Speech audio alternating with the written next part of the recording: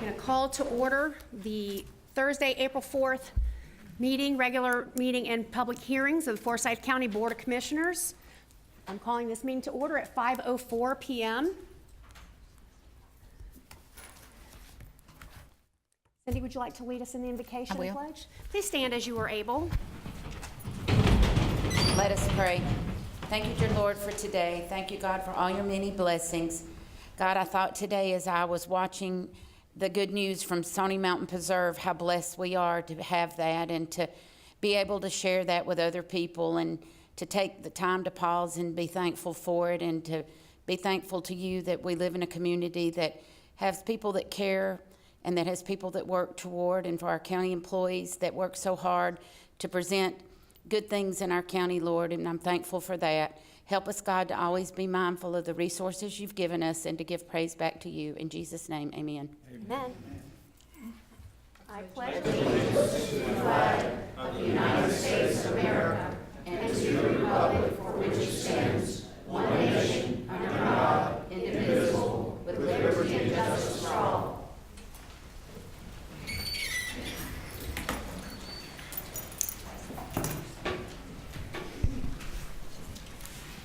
Thank you. Commissioners, are there any changes to the agenda? Start with Commissioner Brown. Madam Chair, I have one. Like to withdraw without prejudice St. Jala Sales AZ 180029. Second. And what is the agenda number for that item? Public Hearing hearing. 2. Public hearing 2. Thank you. We have a motion and a second to remove, withdraw without prejudice our public hearing number 2. Please vote. That's That- all I have. That motion passes with a vote of 5-0. Commissioner Mills, do you have any changes to the agenda this evening? I was asked by staff if we would consider moving up new business number 2, Village at Mountain Ridge, LAS. Some staff's here, and if we could move that before the public hearings, that would be great. Second your motion. We have a motion and a second to move item new business number 2 at the front of the public hearings. We have a motion and a second. Please vote. That motion passes with a vote of 5-0. Commissioner Mills, do you have any other changes? No, I don't. Thank you. Commissioner Cooper, do you have any changes? Yes, I would like to postpone on public hearing number 1, the Stinger Cross Ties and Landscape, to the next BOC meeting, The 18th? the 18th. There it is, yes. Second. Thank We you. have a motion and a second to move public hearing number 1 to April the 18th. Please vote. I would also like to postpone old business number 1, Stinger Cross Ties and Landscape Material, to April the 18th as well. Second. We have a motion and a second to remove old business number 1 to April the 18th. Please vote. Commissioners, just a point of order with respect to public hearing number 1. Since that's a public hearing, if we try to move it right now till the 18th, I think we're going to run up against some advertising deadlines. So, Commissioner Cooper, would there be any interest in perhaps moving that to the first public hearing in May and having them both done at the same time? Absolutely. Thank you. Do we need to withdraw that Well, previous vote? let me ask this, and again, forgive me for not having discussed this would there be an interest in go ahead and having the public hearing tonight, deferring both decisions, and then they would be perfectly appropriate for the 18th? The key is that public hearing advertisement. We can go ahead and have the public hearing this evening. All right, Madam Chair, what I might recommend then would be a motion to reconsider both of the procedural items the board just took, Right. and then make another motion consistent with what we just talked about. I don't think we had voted on the second one yet, had we? I think we voted? I think we did. We So did. I'm a Okay. little bit late to the party. Thank you. Is there a motion to moved. reconsider? Second. We have a motion and a second, and that will be for the Both. public hearing item. Well, It's yes, for both. public hearing It's for item, both. for both. Yep. All right, please vote. All right, now we got a blank slate, and so if we could have the public hearing on 1, move the decision to the 18th, and then the other related item to the 18th as well. Yes. Thank you. So moved. Oh, sorry. Second. I'm waiting. I got a motion and a second please vote. That motion passes with a vote Thank you, of, board members. Thank you. with a motion of 5, with a vote of 5-0. Are there any other changes, Commissioner Cooper? No, that's it for me. Thank you. Commissioner Levent, do you have any changes? I do, Madam Chair, thank you. I have a postponement for public hearing number 3, Jeffrey Hancock, AZ 1900002, to May 2nd BOC meeting. Second. We have a motion and a second to move public hearing number 3 to May the Second. 2nd. Please vote. That motion passes with a vote of 5-0. I have Bear one- with me, one I'm more, still Madam. updating my You caught- agenda here. You caught up? I am missing that one on my agenda. I don't have that.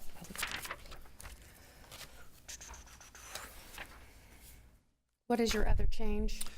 Public hearing number 8. Before I do this, I gotta ask staff, is TSW here to make the presentation? Yes. Okay, in light of that, here will be my motion. Public hearing number 8, which is countywide residential design standards. My motion is to allow TSW to make the presentation tonight with the public hearing, but that's the only thing that's done at the public hearing level. But postpone the discussion and a vote to June 6, 2019, the BOC meeting, with a special called meeting to occur either in the last week of April or the first week of May 2019.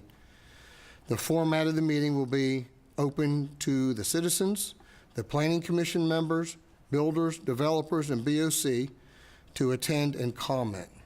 Carol Haig will look up the calendars of each commissioner and staff to find time available for this meeting in that time frame.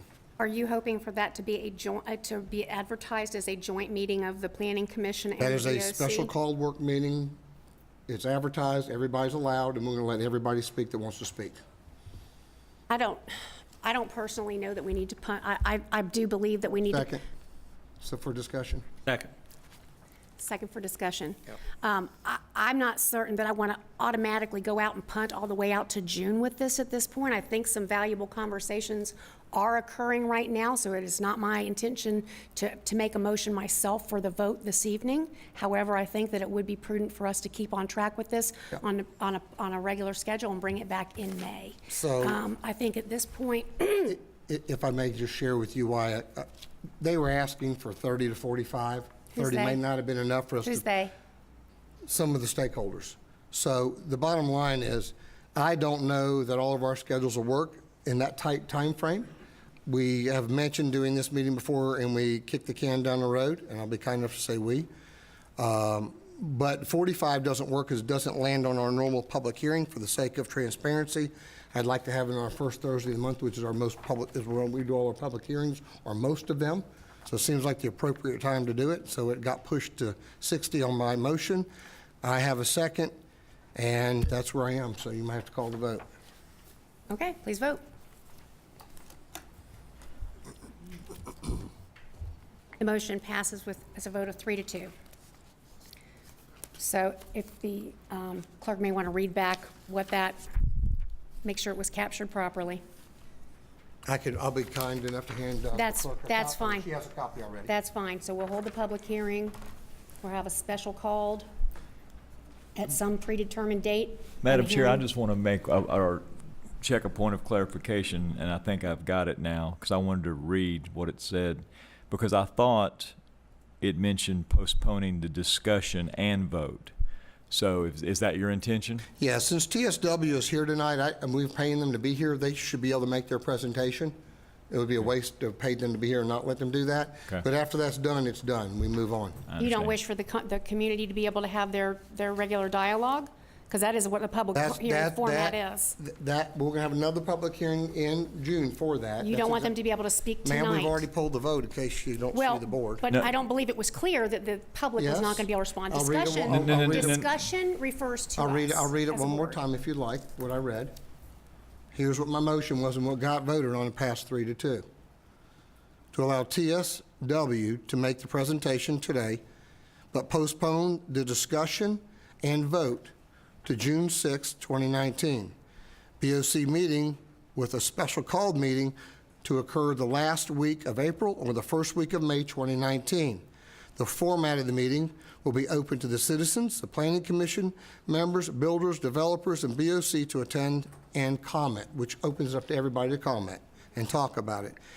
That means you're also going to have a full public hearing coming up in June 6th, where everybody can speak there as well. Right. I just would like to have Ken's interpretation, because when you say discussion, that typically refers to the discussion amongst board members. A public hearing, for a public hearing to occur, there may be folks who came here and took time out of their day. Excuse me. There may be people who made it a point to be here this evening to speak to this subject matter on both sides of the issue. And so I want clarification from council whether or not those people should anticipate that they can speak to this matter. Fair enough. Because the motion did But my not. intent of what this is, I That described. was your intent, it was not your motion, council? Well, You the don't way know the that. way I'm reading this is, and that's why I was asking for the clarification, it's not that I thought this was not a double negative, not going to be a public hearing. I understood it would be a public hearing. A public hearing anticipates a presentation, which is typically the way we do them. Everyone speaks. My understanding of the motion was, and then it stops. And it's not for the purpose of the board having the dialogue amongst itself, but all of that would then be pushed off till those future dates. So, Madam Chair, it is my interpretation that that would mean the public hearing goes forward this evening. That was how I read it as Okay, well. fair Thank enough. you. I have a question. No. Is on the District 4 moratorium that we have not anticipated to go this long. Right. I guess aside, We'll be punting on that again. I mean, we'll just need to, Right, so we actually had an extension of that moratorium until, Commissioner, it may have been June, and I'll just have to keep up with that. or And if we- maybe it's covered. Yes, ma'am. We Okay. did extend it, yes. Okay. I didn't know it went that far out. May We'll probably- 16th. I Okay. believe What it's is it? May Is it 16th. May? Okay, well, it's not June, but Just it's under May. the wire. Commissioner Levent, do you have any other changes this evening? Yeah, that's the two, thank you.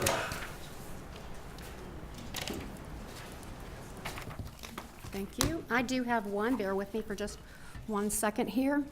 Under public hearings number 4, the applicant has requested for that to be withdrawn. With or without? He did not state, so I will just withdraw it. He did not feel he needed it any further. Sure. He'll need to, Oh, yeah, you'll have to come forward. We don't normally do this during agenda adoption, but I know that you are impacted directly by this. They have asked to withdraw the request.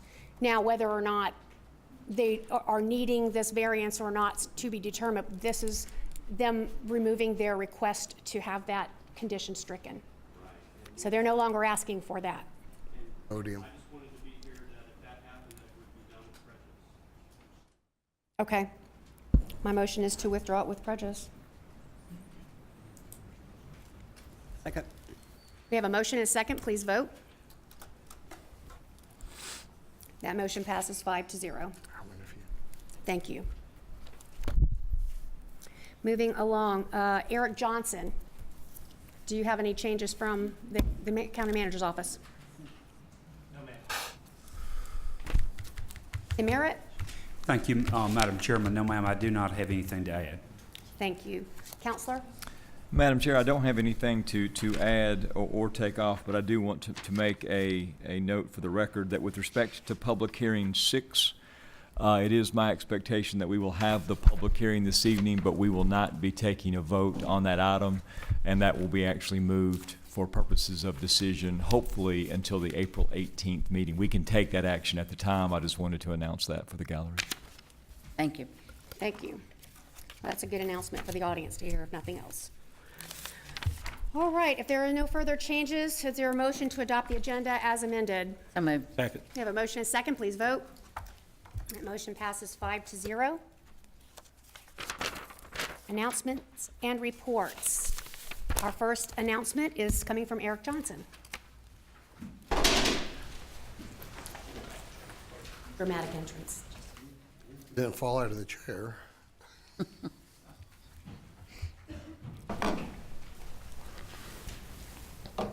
Unfortunately, they weren't breakable.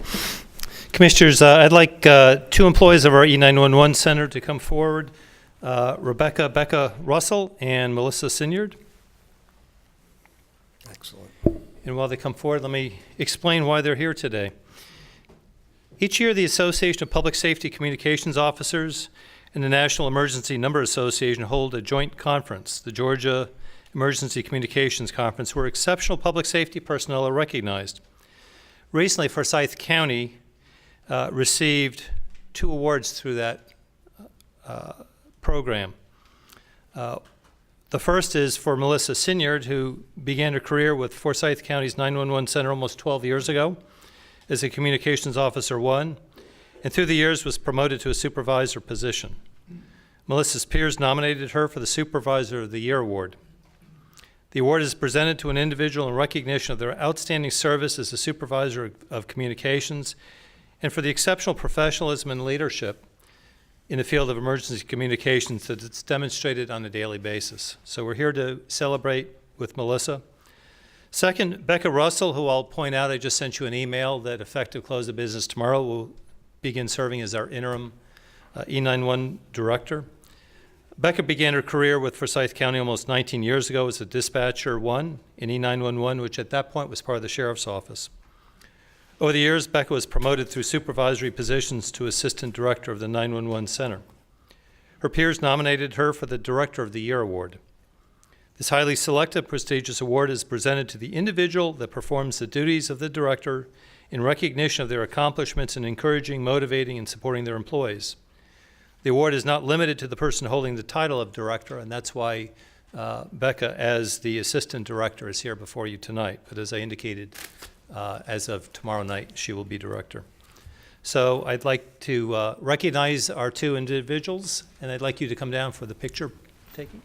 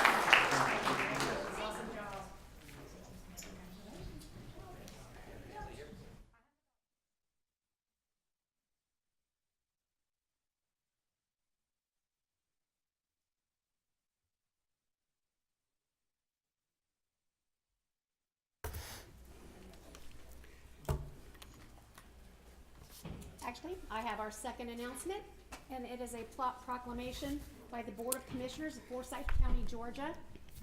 Whereas the Forsyth County Library staff and volunteers strengthen the Forsyth County community by curating a collection of relevant print and digital materials, by providing access to technology, by promoting the exchange of information and ideas in public meeting spaces, and whereas the library staff and volunteers create a welcoming environment with personalized service delivered to people of all backgrounds as they gather and collect with other patrons, as they share knowledge, and as they read books and other materials in English, Hindi, Mandarin, Spanish, Tamil, and Telugu, and whereas the library staff and volunteers champion literacy and lifelong learning by leading early literacy initiatives for families, hosting discussions on current issues, teaching classes and workshops for learners of all ages, and by extending services and programs outside of library buildings to reach patrons throughout Forsyth County. Now, therefore, the Forsyth County Board of Commissioners does hereby proclaim April 9th, 2019 as National Library Workers' Day and honors the Forsyth County Public Library staff and volunteers for their dedication to delivering outstanding service to Forsyth County's community. In testimony whereof, we have hereunto affixed the seal of Forsyth County, State of Georgia, and the signatures of all members of the governing body thereof this 4th day of April 2019. I believe we have some members of the library. Anna, Lyle, if you can come forward. And Mary Helen.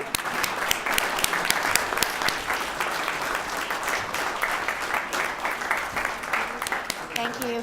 You guys, you want to tell us a little bit about what's new with the library? And Good evening. I'm Mary Helen Magruder, Vice Chair of the Library Board. And I want to thank you, Board of Commissioners, for recognizing our wonderful staff tonight. Our county has been blessed with commissioners who have had a vision for a library. We've been blessed with citizens who have voted for SPLOST projects that have provided our wonderful library facilities. But we all know you can put money into something, and if you don't have good people running it, it doesn't matter. And we have a great library system because we have excellent people running it. Under the direction of Anna Lyle and Stephen Kite, our director and I can't ever remember your title, I'm sorry, Deputy Director, and then our wonderful come on y'all all down. work here. Come on. guys. We have a lot of our staff here, but we could not be the library system There they are. without our staff. So thank you for giving us this opportunity.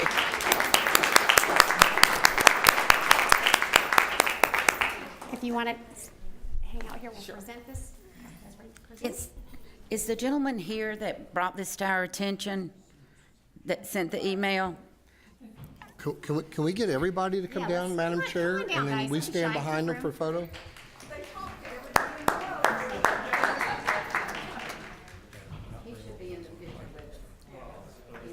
Get everybody down, Madam Chair, and then we stand up here. 'cause we Yeah, won't be able to that's fit fine. with them. If you want to bring everybody down, we'll group behind you, and then Mary Helen, is your then we don't have to use the big wide Display angle your- lens.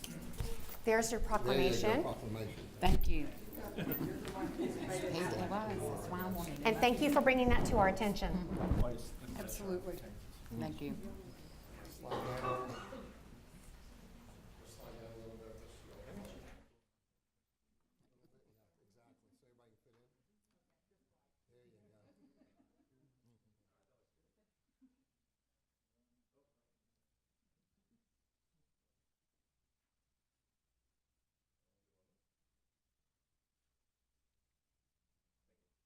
Thank you. Thank you. Thanks for all you guys do. You can tell that your patrons love you because they're the ones that reached out. So.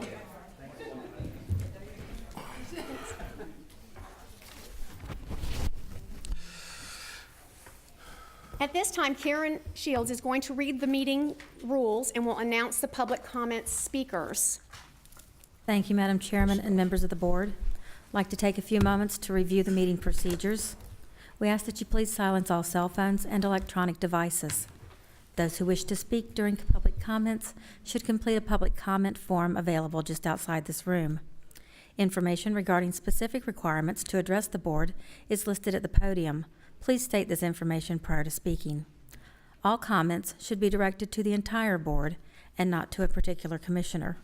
There are 2 public comment opportunities during the board meeting for speakers to make a verbal presentation to the board, one now and one prior to old business.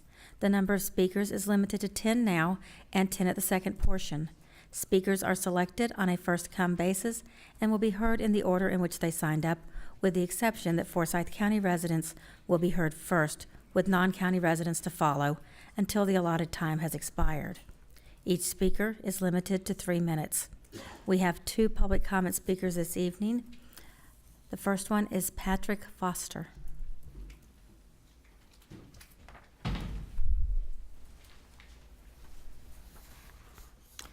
Hi, I'm Patrick Foster. My address is 3353 Rascarity Road in South Forsyth, Cumming, Georgia. And I'm just here to address the upcoming revision of the Forsyth County ordinances that involve tree preservation, stormwater management, and mass grading. I've lived in South Forsyth for many years and have been involved in the zoning process and the many developments surrounding our community. I've seen it change from just being surrounded by farms, but now I've got Walmart, Target, residential, high residential.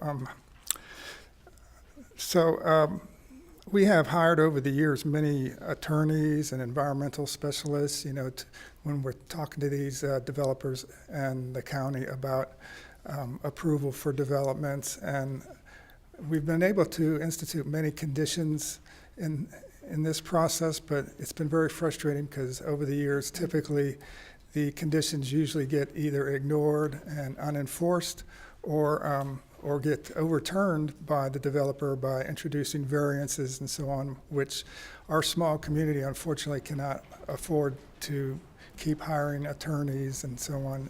So we've done the best we can, but it has been frustrating at times. So we're very glad to see this opportunity to change some of the county ordinances that especially involve the environment, because we in particular live on a lake, and it's very subject to pollution and silt and sand and so on.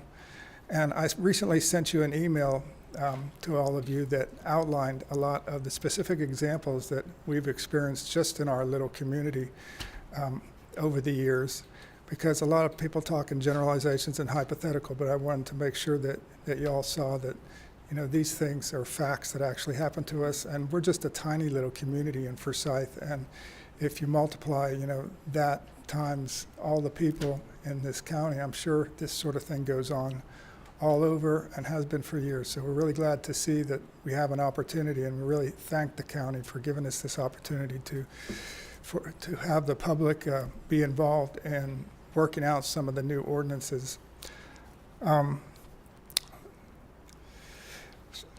I've looked over the smart growth of Forsyth County has spent a lot of time and effort in presenting 4 basic steps that they think are important to institute in these new ordinances.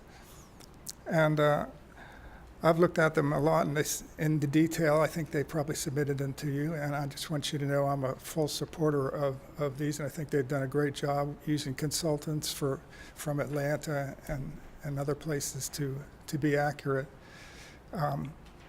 There's 4 basic steps, which I'll skip at the moment since my time is up, but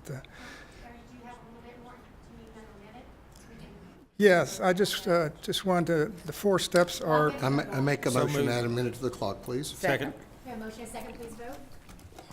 You can let her say, here we go. Thank you. The 4 steps, just real quick, are to plan for trees first.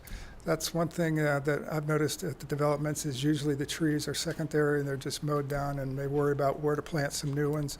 We'd like to see more existing trees saved, and especially like to give our arborist, Greg Wallace, who's done a great job, to have him approve every development, and that a development can't go forward until we get his approval as an arborist, since he's the county expert.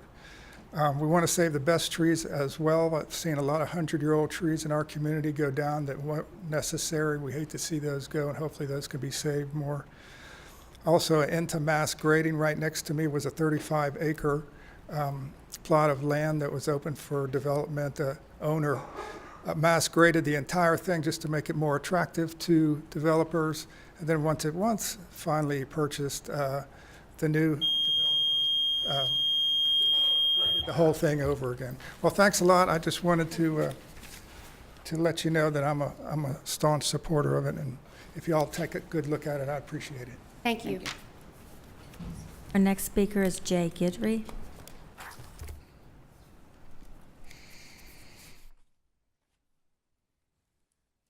Thank you for the opportunity to speak this evening. My name is Jay Guidry. I live at 4255 Martell Drive. I wanted to come up and speak tonight on ZA 3367, which is, I understand, a request to relinquish right-of-way that was gifted to the county as part of a zoning action several years ago.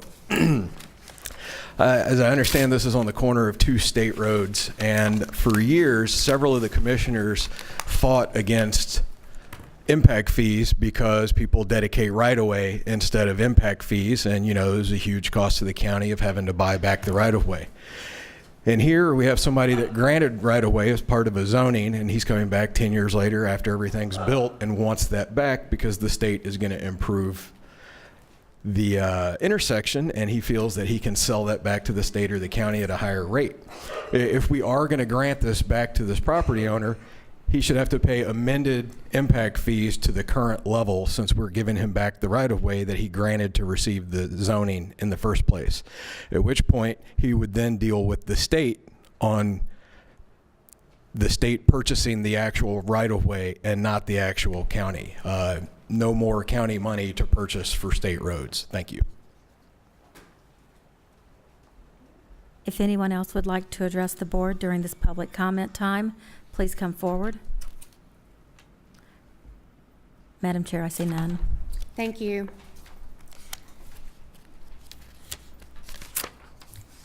Is there a motion to adopt the minutes of the regular meeting and public hearings of March 21st? So moved. Second. We have a motion and a second. Please vote. Is there a motion to adopt the minutes of the work session of March 26th, 2019? So moved. Second. Motion and a second. Please vote. Is there a motion to adopt the consent agenda? So moved. Second. We have a motion and a second. Please vote. Thank you. At this time, Karen is going to read an announcement regarding the requirements for all speakers to complete a public hearing form prior to speaking during public hearings. Thank you, Madam Chair. For the public hearings portion of the meeting, each side, those in opposition and those in support, are allotted to 10 minutes to speak. Those who wish to speak must complete a public hearing form available just outside this room. Please fill out both sides and submit your form to the clerk when approaching the podium to speak. If there is more than one speaker for each side, the available time will be divided among the speakers. We'll provide a reminder when the speaker has 30 seconds remaining. Thank you. And just as a reminder, we are actually going to be hearing a new business item before we launch into the public hearings. And we will be starting with the new business item number 2, which is the Village at Mountain Ridge. Chairman, Vice Chairman Bill Mills, do you want to brief us on that, or should council? This has been an ongoing issue since I got into office, and it's just, it's a mess. I mean, there's just no good way to say it, and I would like, if the board wouldn't mind, to allow, I know that staff's wanting Sam Buckles to speak about it, but I would like for Renee Glover to be able to speak, since it's her home that she lives in that backs up to it. And for those that haven't been reading all her emails through the years, I think she can explain it far better than I can. Yeah, I think that's reasonable. She can give us a perspective that would not otherwise be given to this situation. Sam? Come on up.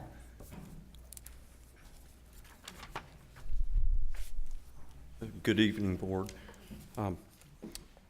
I gathered some additional information on this situation. I traveled to the EPD Cartersville Mountain District office a couple of days ago, spoke with some of the staff over there. This facility has had a history of issues through the years. There's been a lot of enforcement orders, corrective actions, things that have been followed and taken by the facility, but there's continued to be some issues and problems there. The latest status of this is that they have been placed under a consent order by the Georgia EPD. It was executed in November of last year. This order requires corrective actions. They have to submit a Phase 1 and a Phase 2 corrective action plan. These plans have to be designed by a professional engineer registered and licensed in the state of Georgia. There's deadlines within the order for implementing the corrective actions. These plans have to be reviewed by the EPD and approved prior to implementation of any of the corrections. The land application systems permit has an expiration date of February 28th, 2019. However, this has been administratively extended by the Georgia EPD because they're operating under the consent order at this time. So EPD is going to extend that permit until such time as they have completely complied with the consent order. Once that happens, they have submitted their application for renewal of the permit. That it will be reviewed by EPD at that time, and then the permit, assuming they comply with all the conditions and requirements, it'll be reissued. They are cooperating with EPD at this time to meet the requirements of the consent order. The order does require them to comply.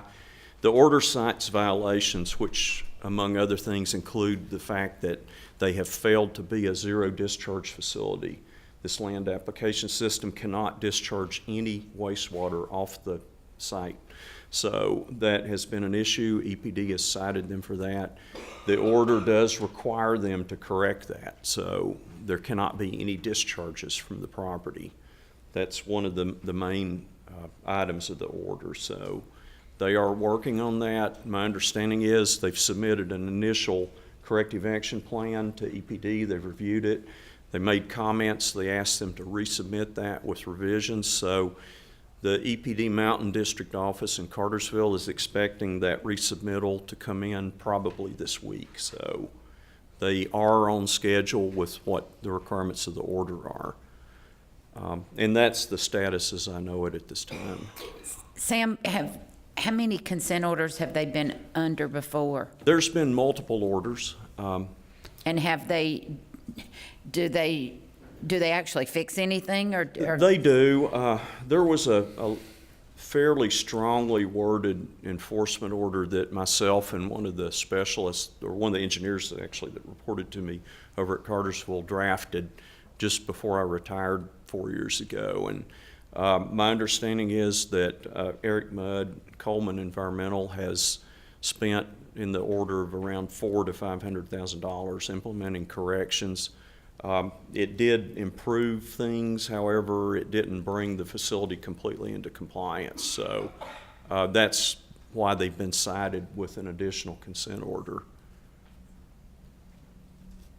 And the reason, Sam, if Renee doesn't say this, but when we did the meet and greet up at Coal Mountain with Sam and Charles, they were in the attendance, and they were like, oh, well, he used to be, when we first reached out about this issue, it was Mr. Buckles' name on it at EPD, so he knows all about it. And so we had a meeting, I guess it's been a month ago, Chairman Smonson and I, with Mark Morris on speakerphone. Sam was in attendance. We got Ken on speakerphone at one time, and the people that were there with Ms. Glover, and thought we had a plan of action to go forward. And Sam was gracious to go up to Cartersville, I believe. Yes, ma'am. And do some research, but this is the first I've heard back from his research is right now. But we also talked about doing a test of the soils and water and be able to know for sure if it is a public hazard or not, if it's a public health consideration, that if it is in fact fecal matter or whatever that is being said might be coming out of the plant, we need to know that. And management wanted it brought to the board for a vote on that before we did it. So that's why it hasn't been done yet. But if anybody has their Sam, you might want to stay close and then let.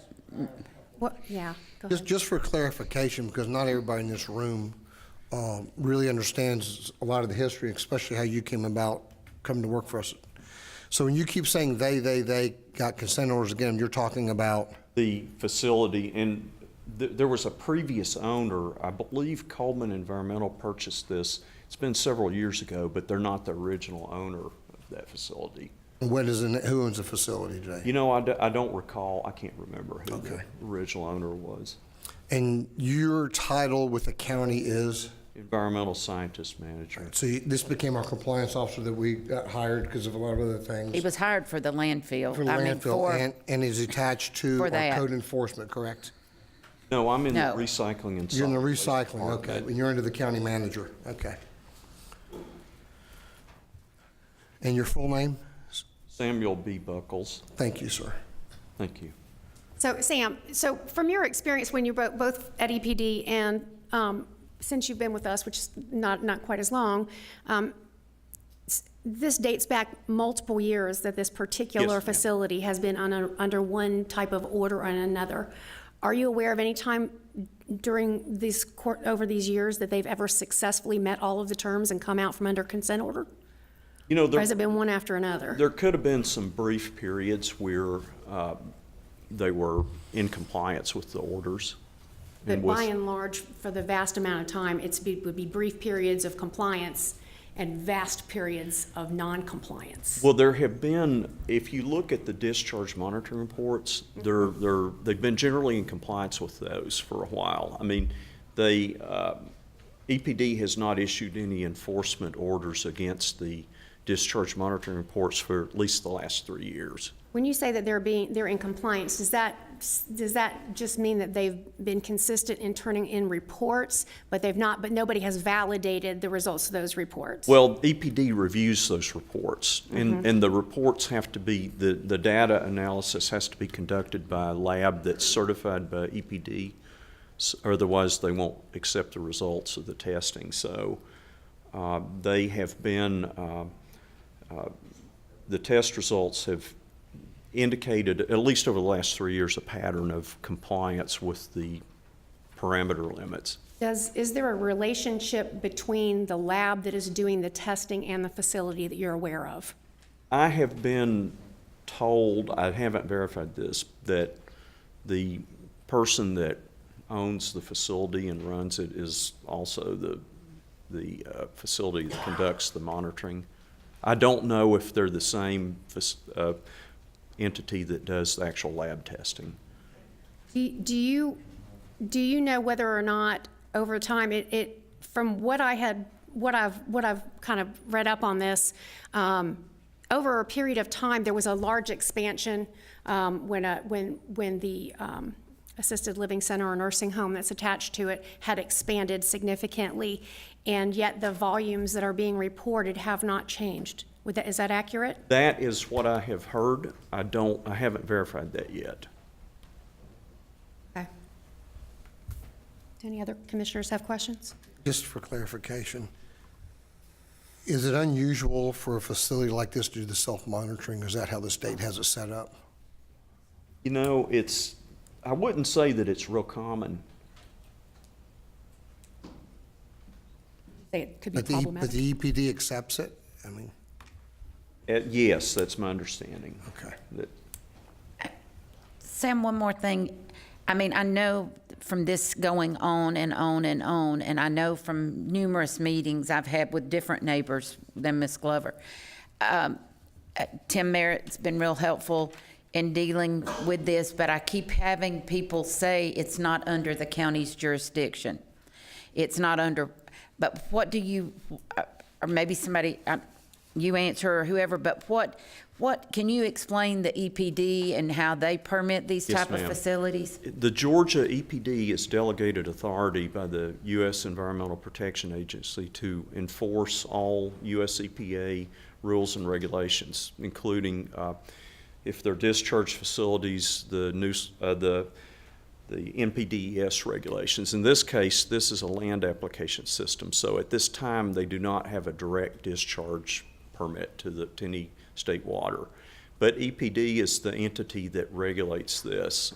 They do the permitting, they do the inspections and the enforcement.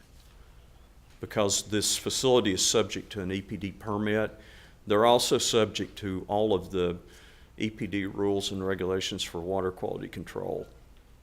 But if we were getting notifications from neighbors of this type thing coming up in their yard and that they've tested and found harmful results, I mean, I would think that you reach a point where it is a public health. I mean, there's something the county should step in and do. If it's a public health, if it's testing the water in somebody's yard, if it's to prove it's not that, at least to give people some peace of mind. And if it is that, then I would think EPD would want to know. Yes, ma'am. I think that if we have information, we should share that with EPD. Thank you. Stay close, because we might have some more questions for you. Ms. Glover can come up.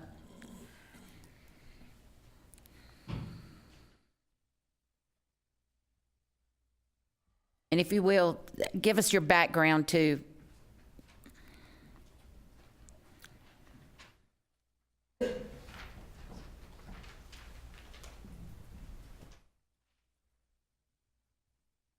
Hey, I'm Renee Glover. I live at 5865 Mountaintop Place.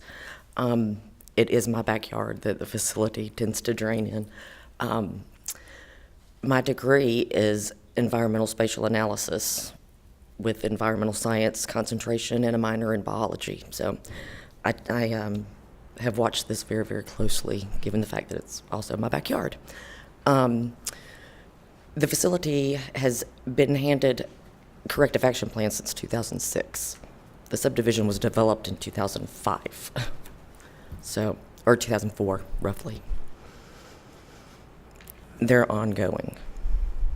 And you see, I know you send us emails, you see pump trucks going in and out constantly Yes, ma'am. because Yes, ma'am. they don't have, They do. There was a response to one of my emails, I believe from Representative Morrison, that they do have pump trucks that come and collect sludge, just like any other septic system. They get full, they have to be pumped. It's usually monthly. They do, and they also test those samples to check to see that it's functioning properly. However, there are trucks there at midnight. I have videotaped them at midnight, who conducts business at midnight for sludge testing. And a couple of times a week they'll come out. 2 times a week or 3 times a month. It just varies. It's not once a month. and you have had some testing done in your yard. Yes, ma'am. And it, As a matter of fact, the county has tested my neighbor's yard before. and shared the findings. There was a 700 count through the county, and you can check your records on that, and I'm sure that Mr. Merritt or Perkins has those results for the storm drains that were tested in my neighbor's yard. I've tested my yard and end up with a 2,300 CFU count. 1,000 warrants immediate action per EPD or EPA regulations. Did you guys do some testing also towards the front of your neighborhood? Because I know that there's been saturation Yes, that ma'am. has now reached through the entire subdivision up to 400. Yes, ma'am. I did 4 separate spots, 4 separate locations, and they all came back higher than 4,000.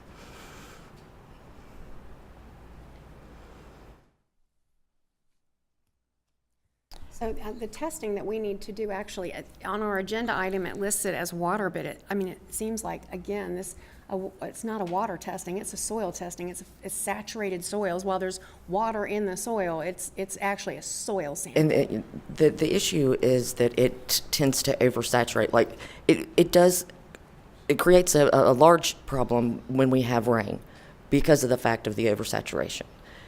This facility does not release gray water. It is all sewage water. It is, the way it functions is it aerates so that it feeds it oxygen basically, and then when it goes through the soil is where it has its time to do its cleansing, and it doesn't have time to function properly. It never, Because it doesn't have it just stays saturated. Yes, ma'am. I'm not sure, Sam and Renee, and you have a background in it too, but maybe both of you could comment as to what we need to be thinking in terms of how many different locations along the perimeter. Obviously, we're not entering onto their property to perform any testing, but to get a good sample of the perimeter of that, the site in question. I mean, how many sample tests do you think we would need to take to get an adequate And picture? Eric mentioned to me Yeah. today that we should do some type of DNA to make sure it's not an animal. So Commissioners, Sam visited with Carter at Cartersville earlier this week and actually issued his report earlier today. But we had a chance to visit, and I had a chance to visit with Commissioner Mills. My suggestion would be, and I asked Sam to see if he could get a reaction. I don't know if you were able to contact EPD, so maybe Sam can come up and answer this. But rather than simply test for bacteria, my suggestion would be, as I think we've done in another area of the county, maybe 4 Mile Creek, is a more expensive test, but we're not talking a large amount of dollars. The dollar issue isn't really the issue. I would suggest we do human DNA sampling. And the reason for that is that if we find bacteria in the water, it's not convincing that it came from that site, at least to me. And I don't have a degree in biology or any of this. But if it's human DNA that shows up in the water sample, and there's a couple places we talked about, and Sam, I think, has a hand-drawn map that actually is very helpful. But one area is by a creek, and a second area is either in your yard or your neighbor's yard where the highest level of standing water occurs. And my question for EPD through Sam was, will they accept that? Because I think if we find human DNA contamination in the water, that really doesn't suggest that it's coming from someone letting their pet in their backyard or that there's wildlife in the woods, in the watershed. That suggests it's coming from the plant that's behind your yard. So I don't think the cost is any significant cost to the county.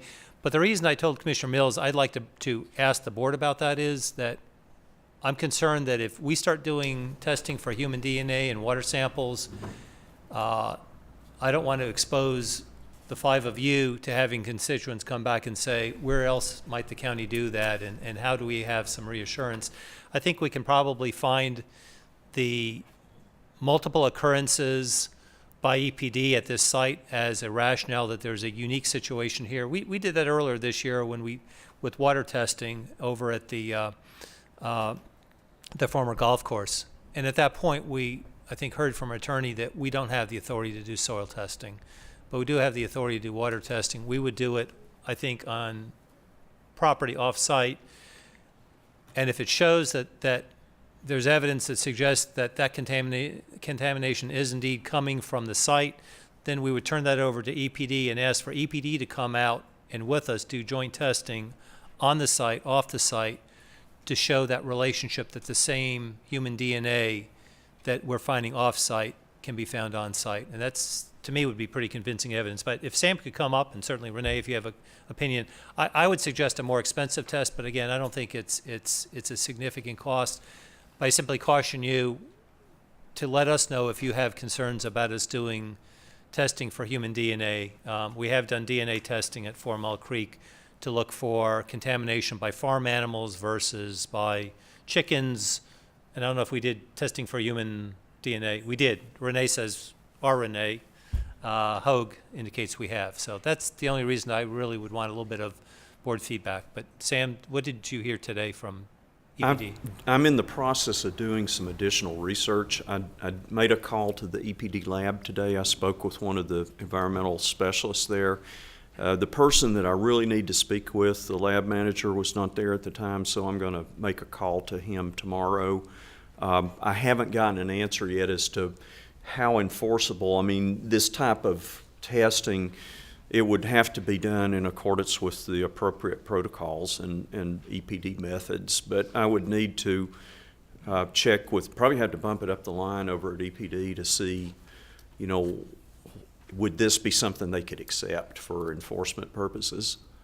But I think I like the idea of the DNA testing because it'll differentiate between, you know, if it's coming from human sources or is it coming from non-point sources, animals, et cetera, in the area. If I can give a little bit of a visual, hopefully, of the way this facility sits, it might help. It sits on 8 acres. It utilizes a lot of acres, but it's permitted for 6 acres of land. It services my community, which is 191 homes.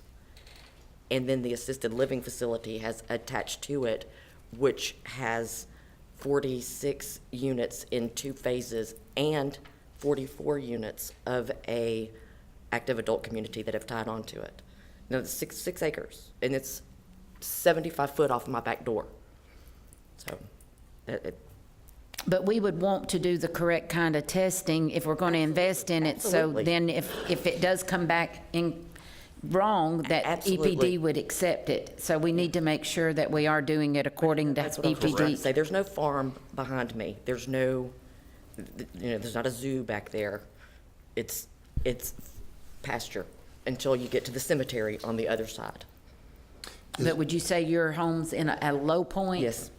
So I'm you could probably a be, 25-foot gradient below where the facility sits. Is it possible, Sam, for you to get direction from EPD exactly what they need so they will get involved if it's found, and exactly what they need to make a case? Yes, sir. I And can can we approach follow them. those guidelines to make sure we fulfill exactly what they need? That way they can't say we don't have what we need? Yes, sir. I can approach them and get their feedback on that. Okay. will we be able to use the company that we've got on retainer, Atlantic Coast or whatever it's called, or would we have to go out to somebody different? I mean, that'll slow everything down if we can't use them.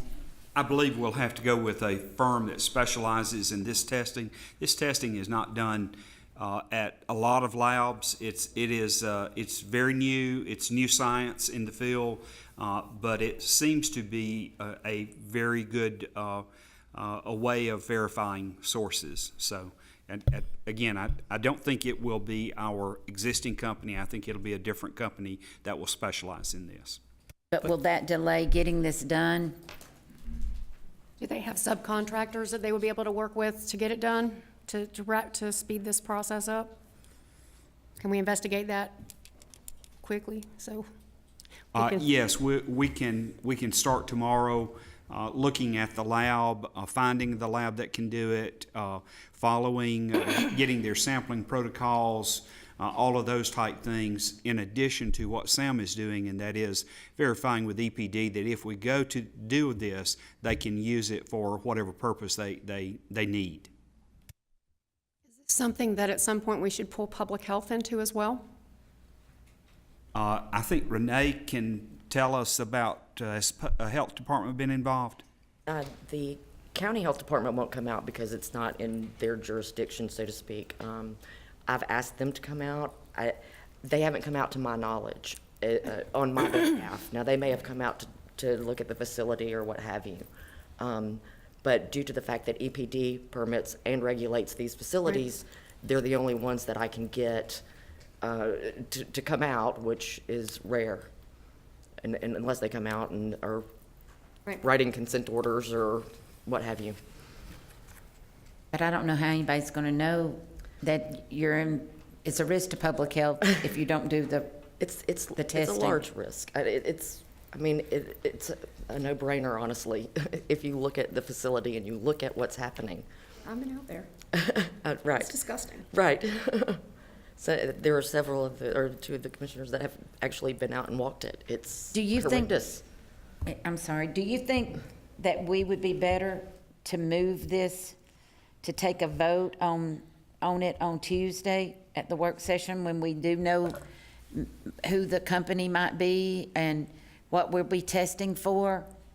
Do we have to go to procurement? And I don't know if you need to vote. I just wanted to disclose that I think that given where we are and the greatest influence for EPD, since this is their jurisdiction and we're trying to influence their actions, is to do the human DNA testing. And I just want to make sure that we didn't go down that path and suddenly have any of you concerned that we hadn't shared that approach. But assuming that we can get some details, as both Sam and Tim have talked about, we need to understand that the testing protocol, we need to have a lab that EPD will accept. But if it appears that you're comfortable with the idea, we can report back on Tuesday, certainly let you know what we know between now and then. But I think we have a sense of the board's interest that we go forward and we try to arm EPD with anything that would be helpful to the cause. I guess my question is, will we need a motion just to have something to go back on? She's afraid it won't get done if we don't call it out specifically. Well, I mean, we've been waiting a month. I understand. When we met with them, Sam was, and she's been waiting 4 years. But we've been waiting, I mean, Sam was going to go out and find out what EPD needed and go to Cartersville, and then we were going to do the sampling. And it just has sat there, I mean, not because of Sam, but upper management, it's just sat there and nothing's been done for a month. So why don't you get your county manager to reiterate exactly what we're looking for, see if he gets it? to a T, and that you then make sure staff follows through. I'm fine doing it. I'll just point out, Sam visited at Cartersville Tuesday. He issued the report on that today. I certainly haven't taken any action to slow this. I think we have the authority to spend the modest amount of money. We need to find the right lab to be able to do that, to be as convincing as possible. All I was looking from the board is for comfort with the fact that we're going to do human DNA testing unless we find something better that EPD suggests, as the most effective tool to use to prod EPD down the path of understanding that the off-site contamination is coming from a facility next door that processes human waste. So Sam, do you think you can get EPD to put it in writing exactly what it is they need to act before they'll really take some hardcore action? You know, I can ask.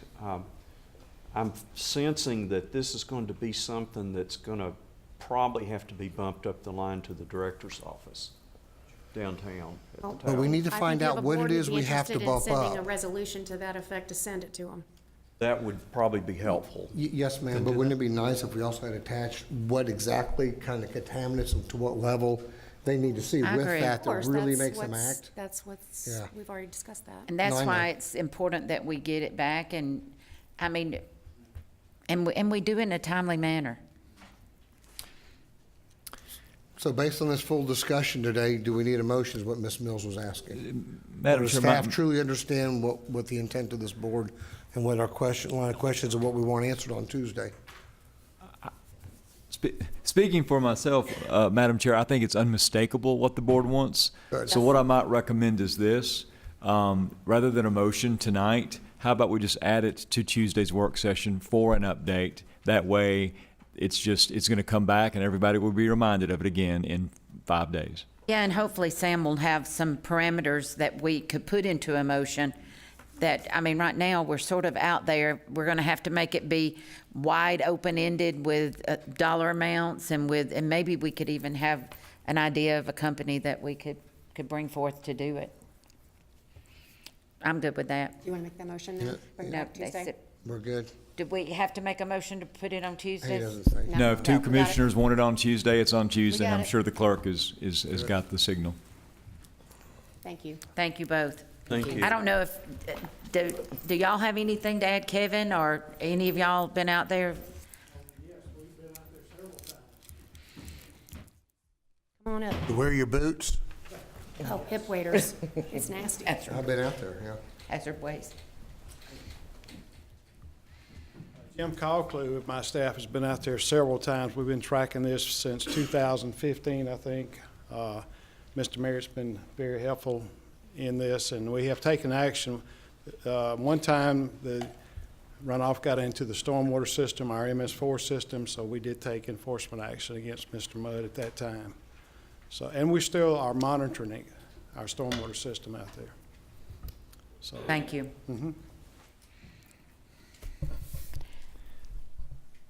Board members, it was helpful to hear from Mr. Dempsey because, you know, that's the source of our regulatory authority with respect to these sorts of things, is the infiltration of pollutants into our stormwater system. So just a food for thought. So can we have them test on a regular basis to make sure that's not happening? Yes, subject to the county manager's concerns of is this going to be an ongoing thing? Is this a one-off? Heretofore, this has been sort of one-off when we have had specific concerns in specific areas of the county, and I think they typically handle these on a complaint-made basis. My only point in making my comment is obviously before the county goes out and does things of this nature, we want to make sure we have a regulatory right to do it in the first place. Here we do. Thank you. Commissioner, if I may, I believe staff has regularly monitored the area, and I think staff have standing request that if they see a pollutant entering the stormwater system, then they go ahead and take the action they need to take whatever enforcement action that we can. So it's not like we have ignored this, we've monitored, but it's been on the basis, as the county attorney has said, that we can take action. Unfortunately, there are some things that are in EPD's purview, and I think tonight the action you've taken to encourage EPD, I think that will be effective, I think. I got one more question. When staff does go out there and check, are they actually testing where the stormwater goes into these creeks? Are they testing before the facility and after the facility to show the difference? They are, if there is no discharge from the property coming into the storm drainage system, there is nothing to sample and test. Gotcha, thank you. Thank you. We'll move on to our public hearings now. Public hearing number 1, and as a reminder, we've moved the decision to old business on April 18th. We are going to hold the public hearing. Tom, if you could give us the basics. Certainly. AZ 180035, located in Commission District Number 1. This is the second public hearing for Stingers, Cross Ties, and Landscape Material, Inc. regarding the amendment of condition number 15, placed on zoning application 3408. The first public hearing was held on February 7th. Thank you. Is there a motion to open the public hearing? Second. We have a motion and a second. Please vote. The public hearing is now open with a vote of 5-0. If there's anyone here to speak in favor of this application, please come forward at this time.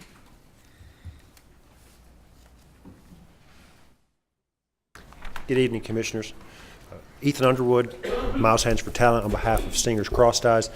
We appreciate you continuing to work with us. This has been an evolving project, but the intention is to increase landscaping and to beautify the area, so we appreciate you working with us to do that. What we have asked for, as you're aware, is a conditional use permit for an open storage yard. As stated to the Planning Commission, this property was zoned M1 several years ago, and our client was under the understanding that with his warehousing zoning that was approved at the time, that he was able to store RVs on the site, and he had been for several years. And then the planning department said, well, actually, no, you're not allowed to do that without some special additional permissions. So that's why we've come back through the process and are asking to modify this.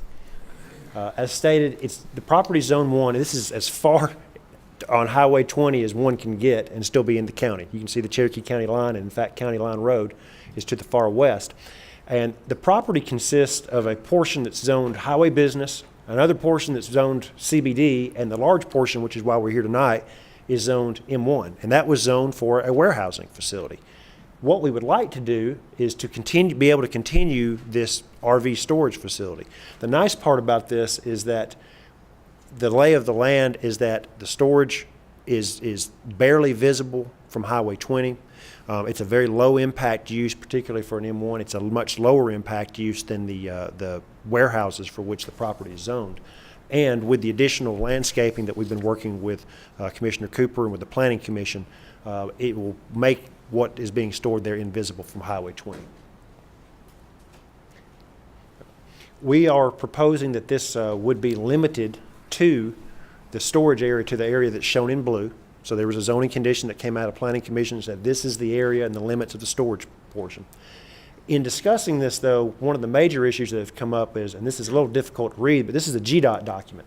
What is going to happen is all of the Ducktown BP, the Marathon out there, they're going away. Highway 20 has been widened to a 6-lane highway, and it's wiping out all of the gas stations that are out there, and it's realigning Herdsville Road to where it is now. Herdsville Road is going to come into what is a new, and please forgive the crude drawing, but essentially this is the route.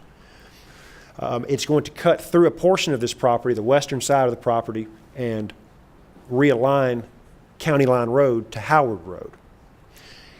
One of the difficulties that we've dealt with, there is an existing zoning condition that says there has to be a 100-foot wide setback and inside that a 60-foot buffer on the eastern boundary on an area that adjoins CBD. And because we're going to be losing so much land area, and again, this is a crude drawing, the exact course as it runs through the property is still being negotiated with GDOT, but it's going to require landscaping on the west side and having to push some of the usable area to the east. So the modifications that we have requested are in condition number 15, we just want a confirmation that we can do the outside storage in the zoning conditions. We're asking to delete conditions number 2 and 14, which require this enhanced buffer and this enhanced setback. we would still have to comply with the UDC's requirements of a 20-foot buffer and a 30-foot setback. We're not asking to totally eliminate the buffer. We're just asking to eliminate this additional language that's in the existing zoning. So the hearing we got for you right now is, please modify the zoning conditions to facilitate the conditional use permit, which the Planning Commission recommended unanimously. With that, we still do need to tweak this and finalize the language, I think, with the commission, the district commissioner, and with the planning department, and we're hopeful that you will support this when it comes back to you on April the 18th. We're happy to answer any questions that you have. Thank you. Is Thank there you. anyone else who's here to speak in favor of this application?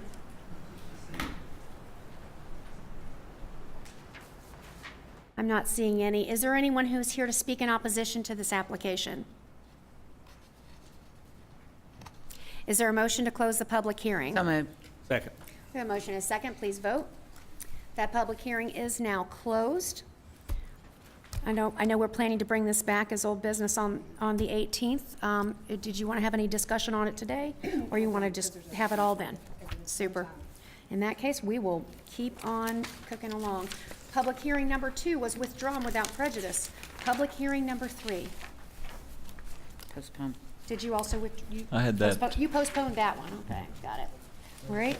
Yep. Second. And number 4 was withdrawn with prejudice. Number 5. Application AZ 190009, located in Commission District Number 4. This is a public hearing regarding the amendment of condition number 14 placed on zoning application 2895. The applicant's requesting a variance to reduce the exterior yard setback 3.5 feet to allow the exterior yard setback to be 46.5 feet.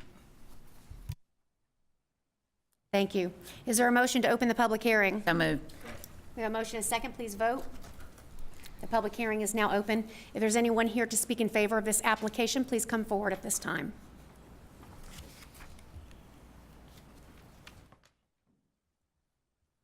This is the, Tom, this is the county initiated for that Andy Martin.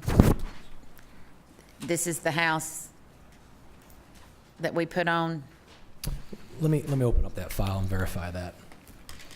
because he's here to speak if it.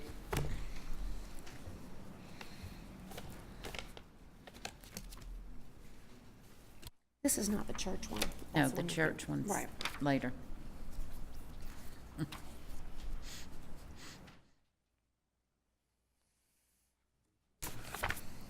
Full of problems.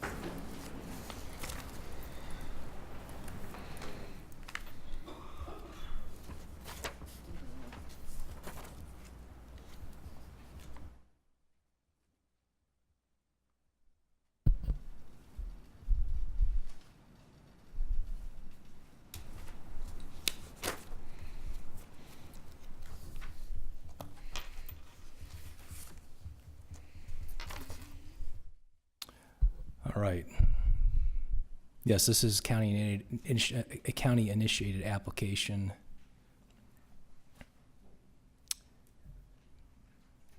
Based on it being county-initiated, I don't have a lot of information beyond the address and the request for 3.5 reduction of that exterior yard setback. It is. Does this not fall It within is. the administrative power of your office for the 15%? Because it's a zoning condition, I think is why. we're That's why, changing it. okay. This isn't a code provision, it's a zoning condition. Fair enough. You'll come on.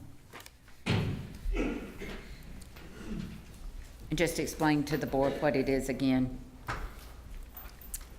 Yeah, I'm Andy Martin. Thank y'all for this evening. It is a request for a 3.5-foot encroachment on a 50-foot side setback, which would have been done as an administrative variance, but that 50-foot buffer was reiterated in the zoning condition, so it required an amendment to the zoning condition. Is the adjacent neighbor, is that? It's property, so adjacent to this is a large tract of property, correct. Has that property, I assume you reached out to that property. I haven't had any response. There's also a creek on, so in addition to this 50-foot buffer, then there's a creek, so there's the 75-foot impervious, and then another 75. So it's a sideline that's buffered extensively on that side already. And if you remember when Andy spoke before us that day, he finished the house. It was supposed to close, and that's when it was discovered. So I've realized that we have not completed the public hearing yet, and I was part of that dialogue too. So I'm gonna have to ask you to hang tight for a second, see if there's anybody else that wants to speak in favor of the application. Is there anyone else who wants to speak in favor?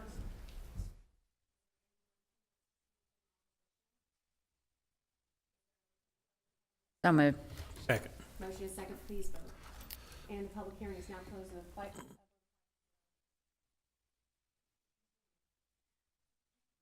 I was just explaining for anybody that didn't remember that it was you got ready to go to the closing and discovered that Final survey, yes. you had not measured it correctly. So.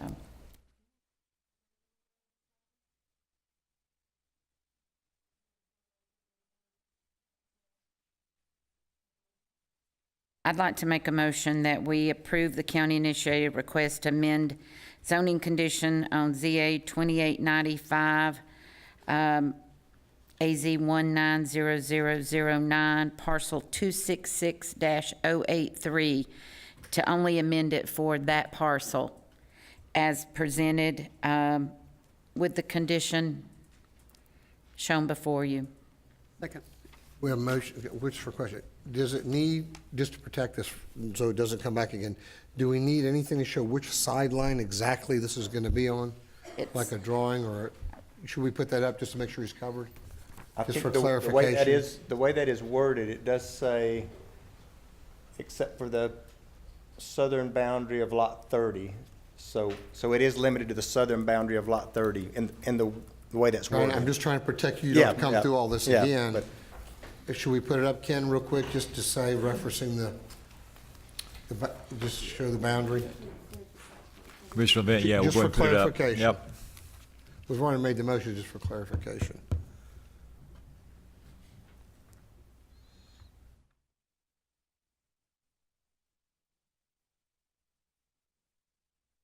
Which boundary line are you specifically talking about? so the southern boundary, you can see where the encroachment is on the corner. So Right there you're that line talking right about? there, that's it. Perfect, there you go. Thank you so much. Okay. Commissioner Wilson, do you want to include that? Ken, do I need to add the rendering to it, or since it was displayed? Since it was displayed, I would, as displayed. Yep. I've already. Has the motion already been Give me a made? second. Go ahead and just amend the motion, I Commissioner. make a That's fine. motion to amend the motion, original motion, including the site plan as Second. displayed. Thank you. We have a second. Second. Please vote on the amendment. I need to call a second vote.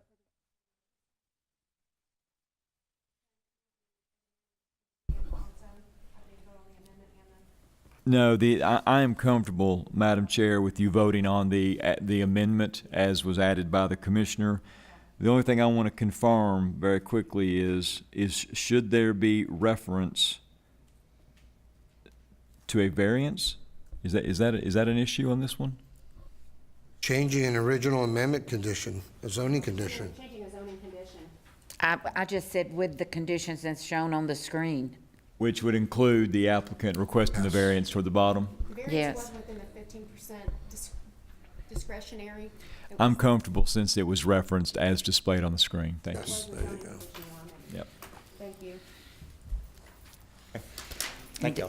Don't we need to vote on the original motion? Clear the He board. said that was satisfactory. The way you did it is fine. Oh, so you don't need to have an amendment and a vote on the regular?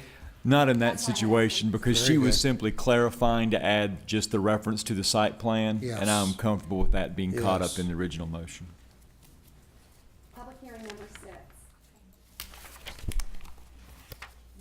Public hearing number 6, zoning application 3937.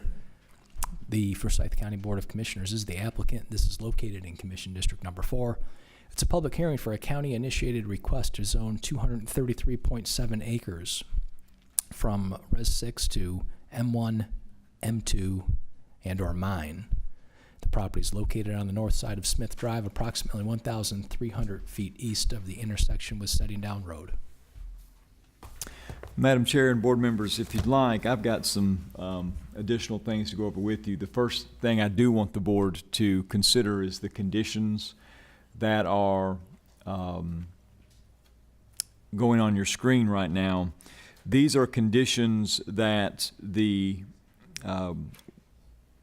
future owner, which is Georgia Stone, has reviewed, but they have not signed off on them completely yet. We have been exchanging versions. So for purposes of this evening, these are the conditions that we are going forward with. I believe the largest stakeholder group, which would be the Hampton community, has in fact reviewed these conditions and are comfortable with them. As the board is also aware, we will not be taking final action on these tonight, so it is possible some of these conditions may change, but it is unlikely they will change significantly. But I do want the board to focus on the conditions, and then once we make it through the conditions scrolling, then I've got a PowerPoint I want to show you that will actually put an image to these conditions. Just to clarify, I wouldn't say the Hampton community as a whole has seen these conditions and approved it. It was their HOA board. Fair enough.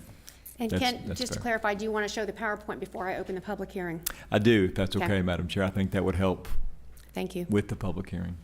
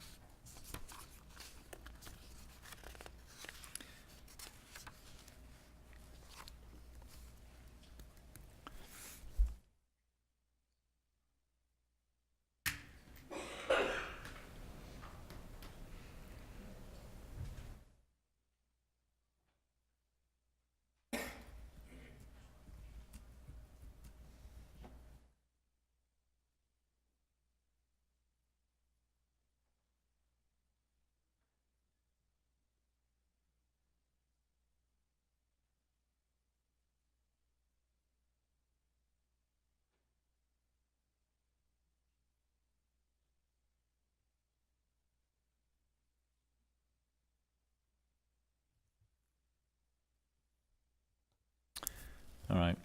If I could, go ahead and pull up the PowerPoint if that's doable.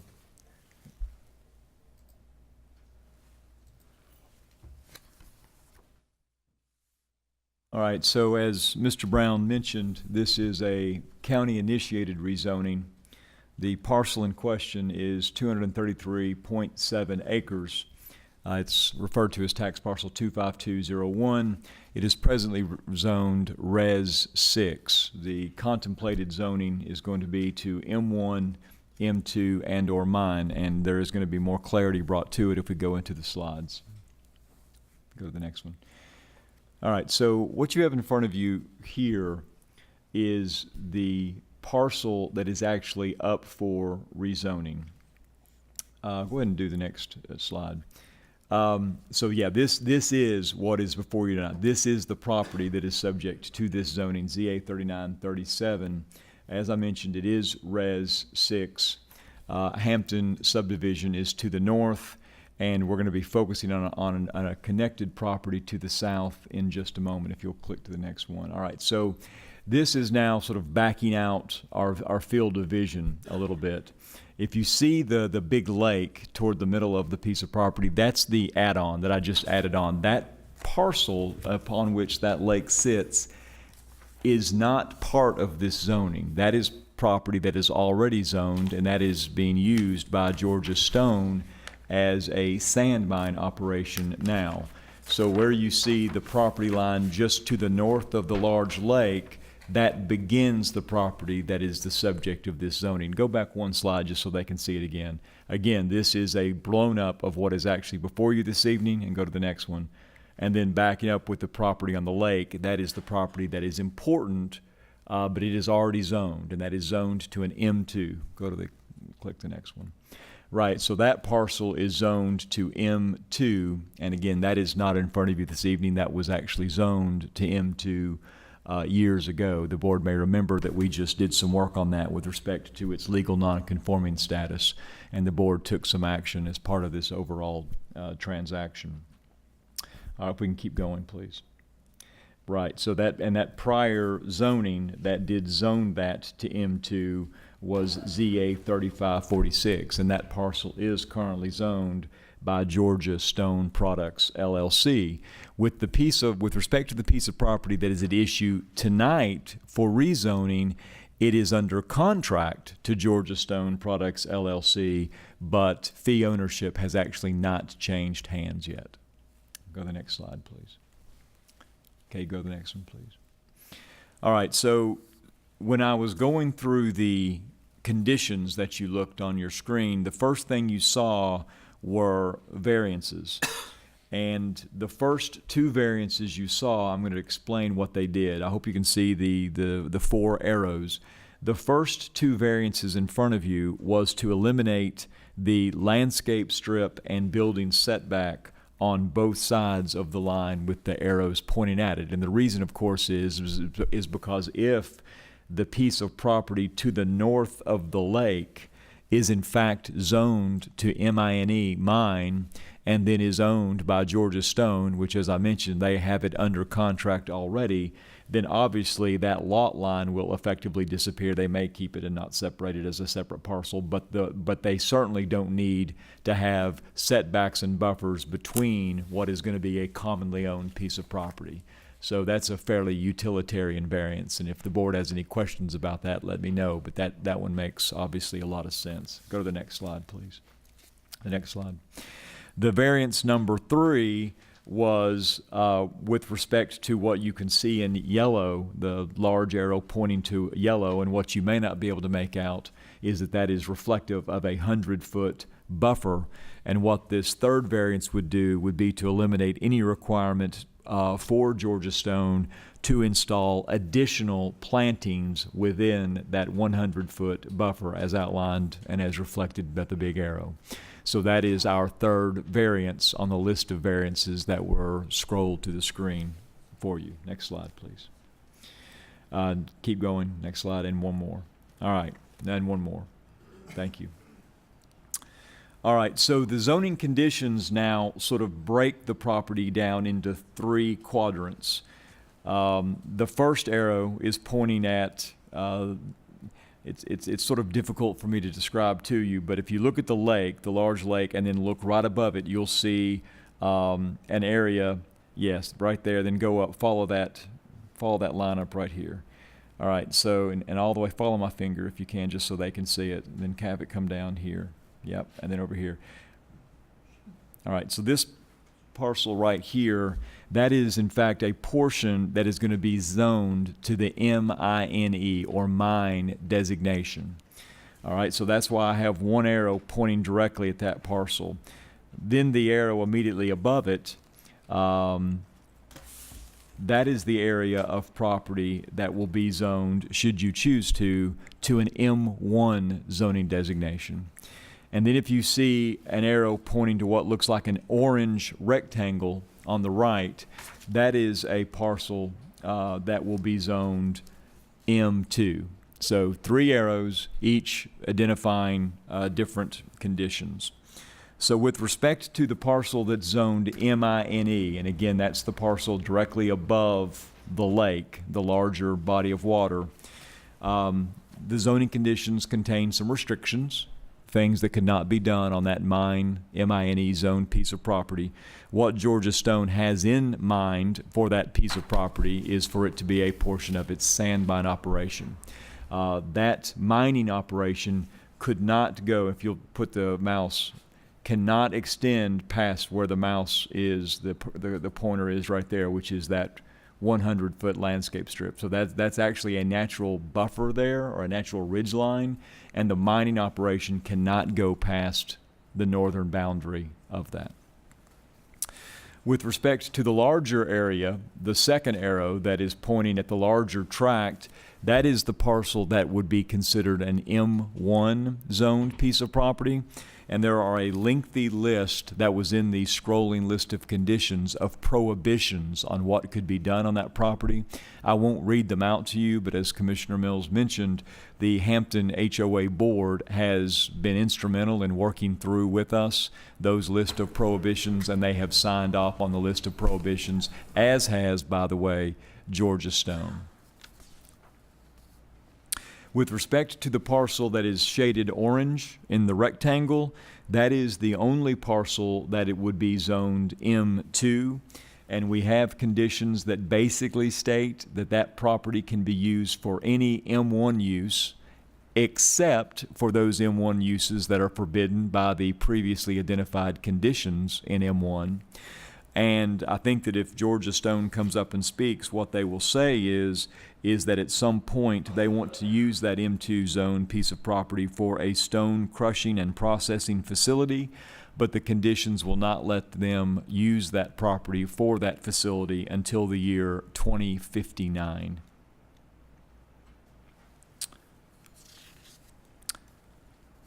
Keep going on the slide if you don't mind.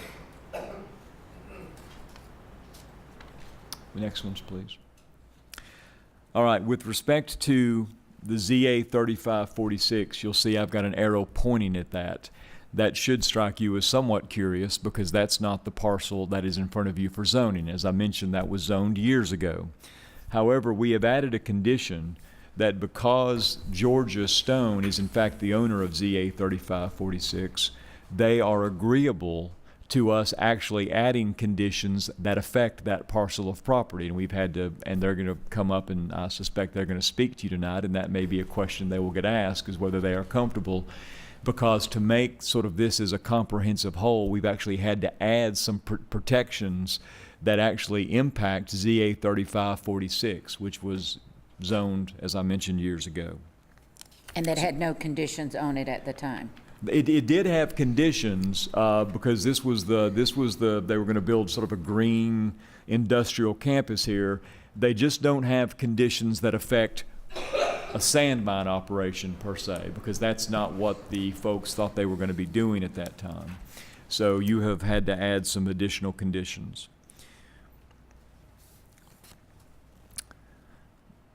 First of all, go to the next slide, please. Keep going. Keep going. All right. So the first thing that we wanted to add as some general additional protections was access off of Cantrell Road. We have added conditions to make clear that Georgia Stone will not be able to have commercial truck traffic, mining equipment traffic, or retail customers enter their facility by Cantrell Road, which is why we have put an arrow there to show you that that is a protection we have built in. Next slide, please. We have also negotiated, and again, this is on a parcel that is not subject to zoning, but which the applicant would agree to, or the presumptive owner would agree to, that they will place enhanced vegetative screening along that blue boundary that just hopefully showed up on your screen as a means of providing some landscaping protection against those in Cantrell Circle. So in that, in the actual condition, it references tax parcel numbers, but that's a visual depiction of what we're talking about. Next slide, please. In addition, the conditions I've drafted would provide a fence, an actual fence, either picket or slate board or chain link fence, and the objective of the fence is not necessarily for aesthetics. It is actually to keep humans, primarily children, from crossing over from Cantrell, the community in Cantrell Circle, over on to the sand mine operation. Keep going. Yeah, so there, and I hope you saw two ovals pop up. Now that is on the border of the property adjacent to the Hampton subdivision, and what the conditions provide there is that this is going to be property that would be zoned M1, should the board approve this zoning, and that would provide that there would be an 85-foot buffer with an additional 15-foot building setback for a total of a 100-foot buffer, combined buffer setback against those portions of the property sharing a common boundary with the Hampton subdivision. Keep going. All right, I think that's it with respect to the visual depiction, and just for purposes of me continuing, go to the very front again where they can see just the property that's subject to zoning this evening. And so that is the discussion of what it looks like from the standpoint of the site plan.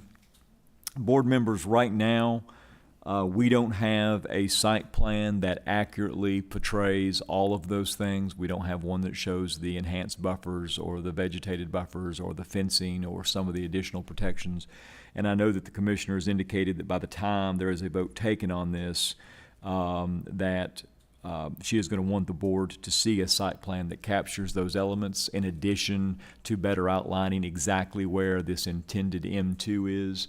And I think I had showed you, can you show them where the pink, keep going just a little bit further, keep going, keep going, keep going. Right there. And that would be the orange where the M2 would go. So again, by the time you see this again, we hoped to have from Georgia Stone a concept plan that blends in all of these conditioned elements such that you're not having to sort of go back and forth between the conditions and the site plan to know exactly what is going to occur. In a nutshell, board members, that's my presentation. Again, the expectation is the board will not take action this evening. And as mentioned, what we're talking about here is a mine zoning for the area right above the lake, M1 for the area where it has all of the carved out parcels, and then M2 for the orange rectangle. Madam Chair, that's the presentation. Kim, can you point out before we go in the public hearing, I think it sounds so much nicer when you say Res 6 than when you say roughly 1,000 apartments. Right. Can you point out where on their site plan, or I know we don't have their site plan, but on this track where right. they were designating the Go almost forward a little bit. 1,000 apartments Right. to go? No, keep going. Keep going.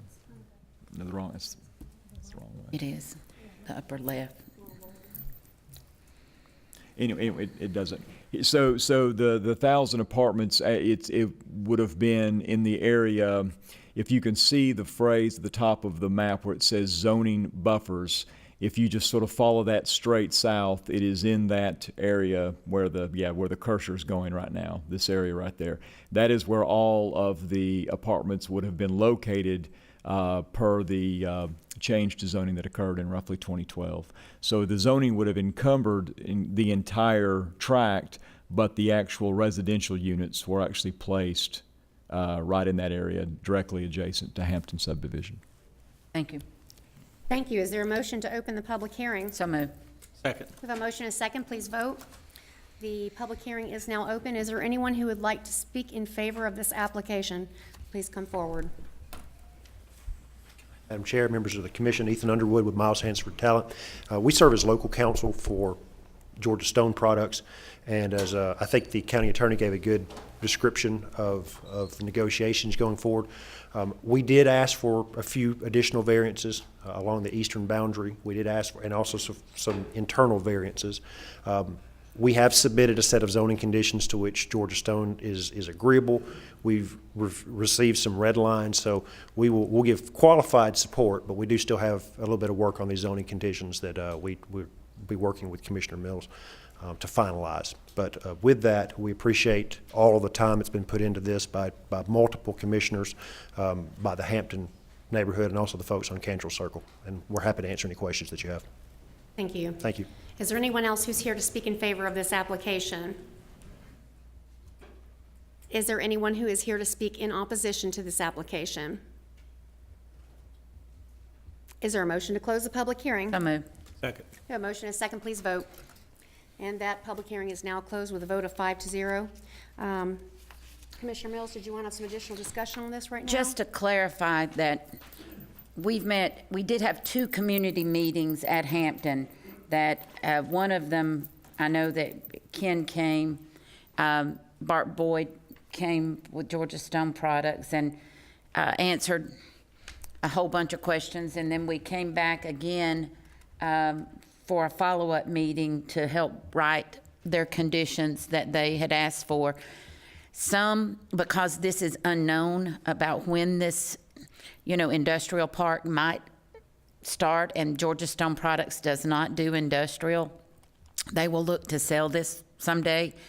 And so some of the things that were asked for couldn't be put into stone as it will happen, but it will be looked at. Hampton would really like for the buildings to be turned toward the golf course, if at all possible.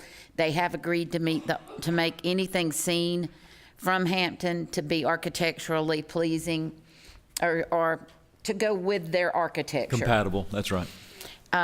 We had a separate meeting with the folks that Ken mentioned that abuts the old sand mine. And they had never been given a fence. They had never been given vegetation. One of them has a working agricultural farm that his big concern is that the water will be cut off from it as in the pond of the sand mine. And that's a contentious issue that we have not resolved. That's one of the ones that we've put in that I don't know if they're agreeing to. But it is, important that the man has water for his cows, to be able to continue just to have the water that he's got now. Cantrell Circle was a big thing for those people, that it not be, because they do have access, and they wanted it to be limited, not to the business per se, and they agreed to that. So there have been lots of community input, and I think by and large, everybody would rather see this than 1,000 apartments. Are there any other comments from the board? Commissioner Mills, was it your intention to bring this back as old business then on the 18th? Just for a vote, Just yes. for a vote, so old business. Thank you for that confirmation. Moving along. Can we go ahead and have a motion to put it on the April 18th agenda, please? So moved. Second. Please vote. Thank you, board members. We'll see that as old business on the 18th. Public hearing number 7. Zoning application 3938. The Forsyth County Board of Commissioners is the applicant. This is in Commission District Number 4.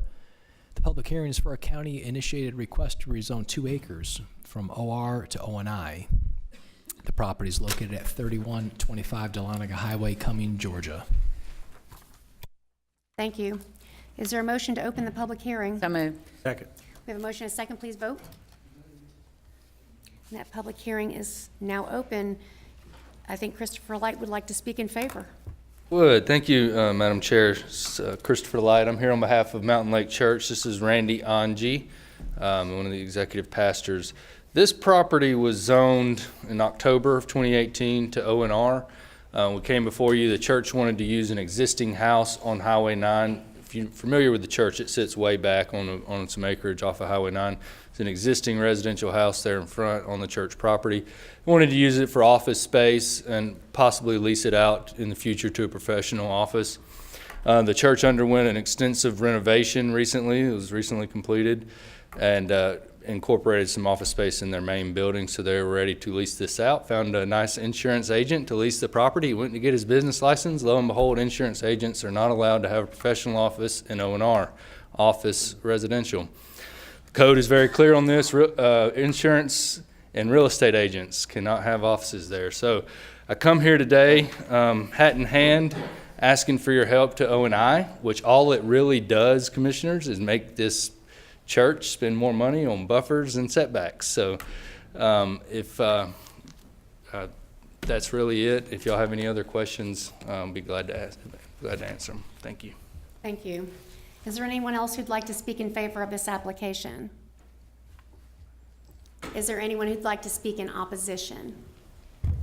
Is there a motion to close the public hearing? So moved. Second. This motion is second. Please vote. And the public hearing is closed with a vote of 5-0. Commissioner Mills, this is yours. Is there, Tom, will they be able, or how soon can they start with their lease with the insurance if we vote tonight? Okay, well, the reality is we don't have a restriction on what kind of contracts they're going to enter. We do have in our code a section where a zoning can be appealed. They have someone in opposition to this has 30 days to submit the paperwork to take it to court if they wanted to challenge it. So I think it's very common in the marketplace for people to wait 30 days before they finalize things. But we don't have a restriction on their time frame to enter a contract. Good. Thank you. I'd like to make a motion that we approve county and Before you do, just, and it's not against it at all, I need clarification. You can't have an insurance company or a real estate agent in that house. And banks are lumped into that same definition. Now, which banks I could see 'cause understand a it's bank, big, right? It's a lot of crowd, but I don't understand the other two at all. And maybe Oh. that's what we need to fix after this. It's old. It's an old section of the code. Finance, insurance, and real estate agencies in a lot of zoning ordinances get clumped into one category. It's often called fire, the initials of the word. And it is a spin-off of an office space that may have more of a walk-in retail type atmosphere as opposed to an office that's appointment driven only. So communities historically have been a little more restrictive on finance, insurance, and real estate. I'm not convinced today that I see a lot of value in that, but it is how our code is currently drafted. I mean, we may want to consider correcting that also. That's all I'm getting at. Thank you. It caught everybody off guard, especially 'cause Christopher that goes to that church. And we didn't zone it for specific users, so when the guy went, we were like, yeah, an office, yeah, you got an office, go ahead. But, yeah, specifically just because it's a good district, it's a good category, this kind of fits the mold of that. I think it's gonna be utilized more as some redevelopment occurs along state routes.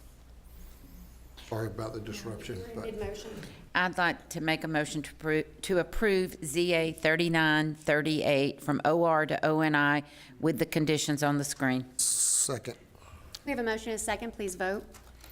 That motion passes 5-0. Sorry. You got everything you need now, Christopher, right? All right. Public hearing number 8. Postpone. No, we didn't postpone it. We're still having the hearing. Oh, okay. I wrote postpone. Presentation and hearing. Yes. So we'll have two public. Tom, do you want to introduce it or you just want him to come forward? Well, Alex is here from TSW. He is going to run through the presentation, and based on the earlier motion, we're going to have the presentation, the public hearing, and then discussion from the board will take place June 6th. That will be after a special called meeting that will be sometime in late April or early May. Thank you. All right. Good evening. Just many of you have seen this before, so we'll go through this relatively quickly. Basically, we were asked by the board to, my company TSW was asked to create some residential design standards for Res 2, 3, and 4 zoning categories based on the recommendation from the 2017 comprehensive plan.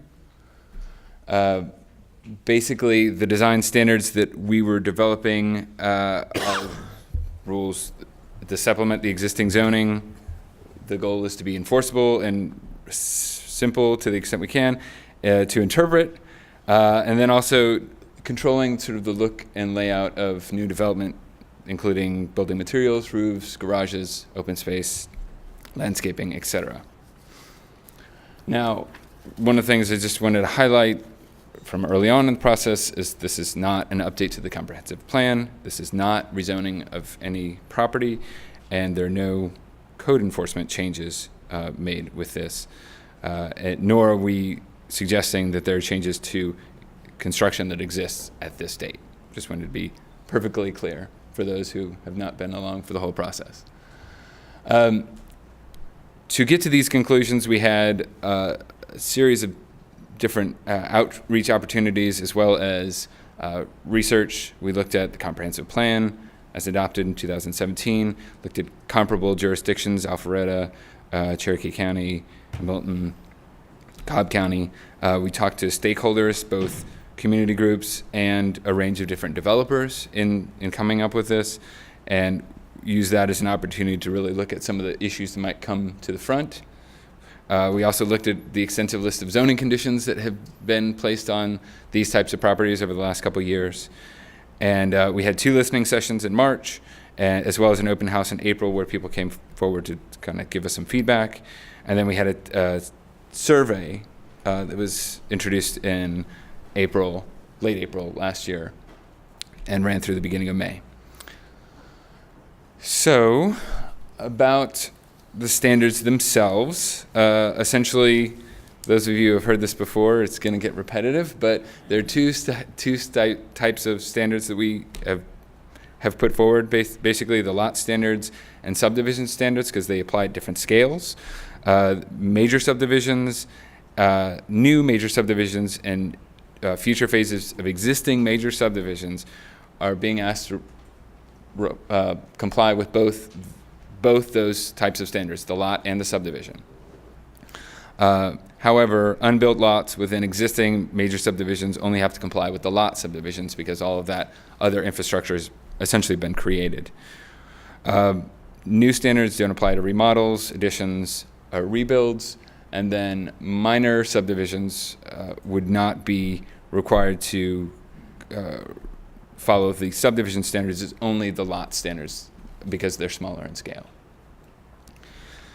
To make sure that staff can evaluate all of these new standards, basically put in place some new requirements for submission, including elevation drawings in some instances, examples of building materials, images, and just locating some things, pretty sensible things like sidewalks, planting strips, et cetera, on site plans, make sure that they're there. That's to make sure that staff can actually review what's being submitted to them and see that it complies. And then we don't need to get into the details for all this. So, lot standards. Essentially, based on the review, we changed the res 2 setbacks slightly to be in compliance with, it actually, I believe, is an increase in the setback. And then looking at some comparable jurisdictions, there's no lot coverage requirement in the county. We were looking at res 2, 3, and 4. Looking at some of these other jurisdictions, we proposed a 35% lot coverage because we felt like that would be appropriate and still give you a lot of square footage. As it pertains to wall finishes, essentially we are focusing on durable materials, brick, stone, or manufactured stone, cement, stucco, and previously we had stated, the draft had stated horizontal wood or cementitious siding, aka hardy board, or e.g.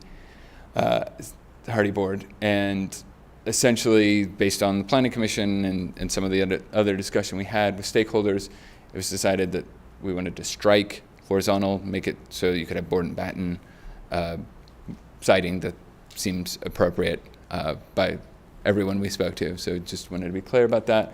And then of course shingles.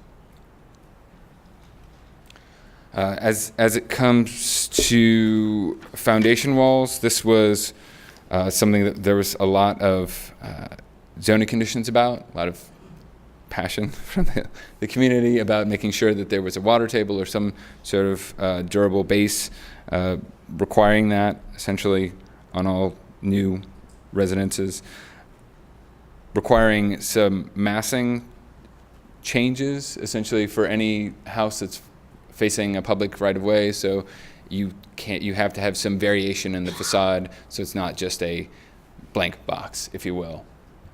Essentially, porches can count to that, but chimneys can't be your one offset.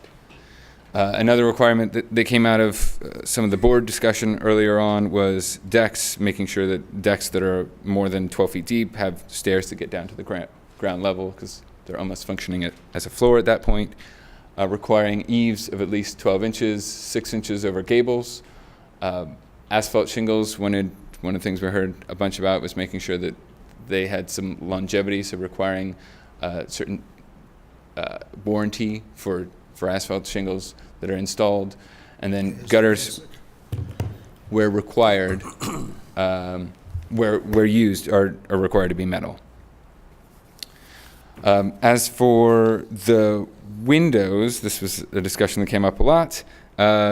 Basically making sure that there's a certain percentage of windows that were present on the fronts and the sides of buildings. 15, this was something that there was a lot of back and forth discussion about. We settled on 15% of the area of the front for windows, and then 5% for the 5-yard, and basically gave some capability of using false windows or louvers that could count to basically add some architectural interest to those side walls. And just for comparison, this example shows 17% front and 2% on the side. Window depth. Probably way more discussion about window depth than there's ever been in Forsyth County. But talking about a requirement to provide glass panes slightly recessed, 1 3/16 inch from the adjacent wall or trim. Basically, that's to give some depth to the facade so it doesn't look like a flat plane. Gives it more three-dimensional feel. I know some people have thoughts about that.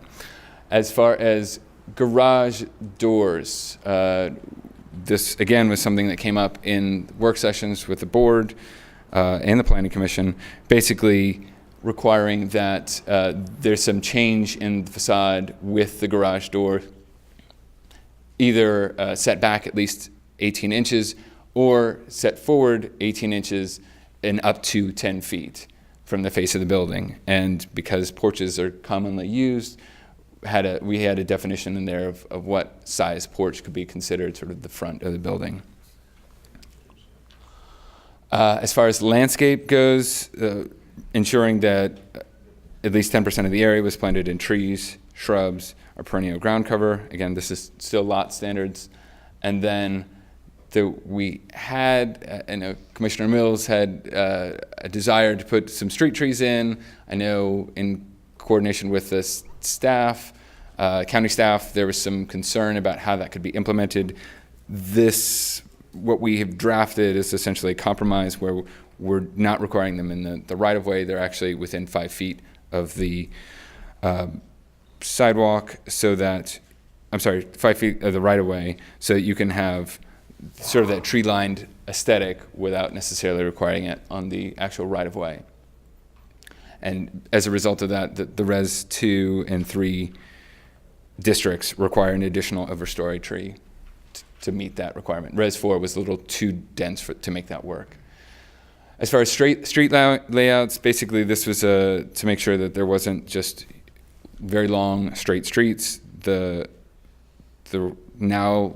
proposed draft basically says that they're limited to 1,000 feet without a street intersection or curve, again, to give some visual interest and not just have a runway of sorts. For subdivision standards, again, these are the ones that apply at a larger scale. We had heard some about protecting open spaces, sensitive areas, and so basically are requiring that wetlands and steep slopes and floodplains cannot be counted as part of open space. Then we also had some requirements about retaining walls and making sure that they would be faced. The draft, up until the point where we went to the Planning Commission last month, we had some language in there about prohibiting gabion walls where visible, but it was discussed and essentially brought forth that if we struck that sentence, because we're requiring all retaining walls to be faced, you could have a gabion wall, it would just have to be faced. So that's why you have that green strike through there and in the draft. But we were limiting retaining walls to 6 feet high just to avoid some of those monotonous walls that we heard from a lot of residents about. As far as amenities, just making sure that common mailboxes were present that had roofs and trash recycling bins to make it clean and organized. And then we also had some requirements to the amenities.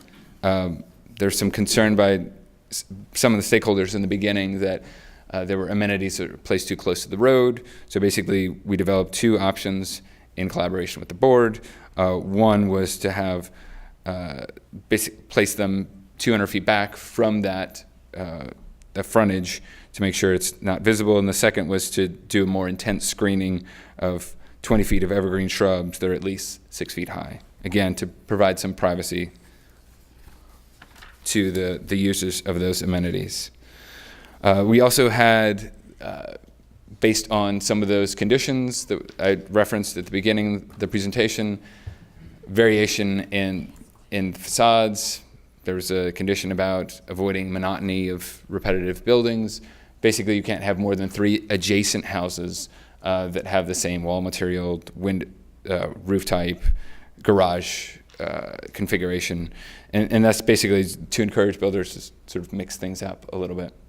And then light fixtures were limited to attached to the building, are limited to full cutoff fixtures.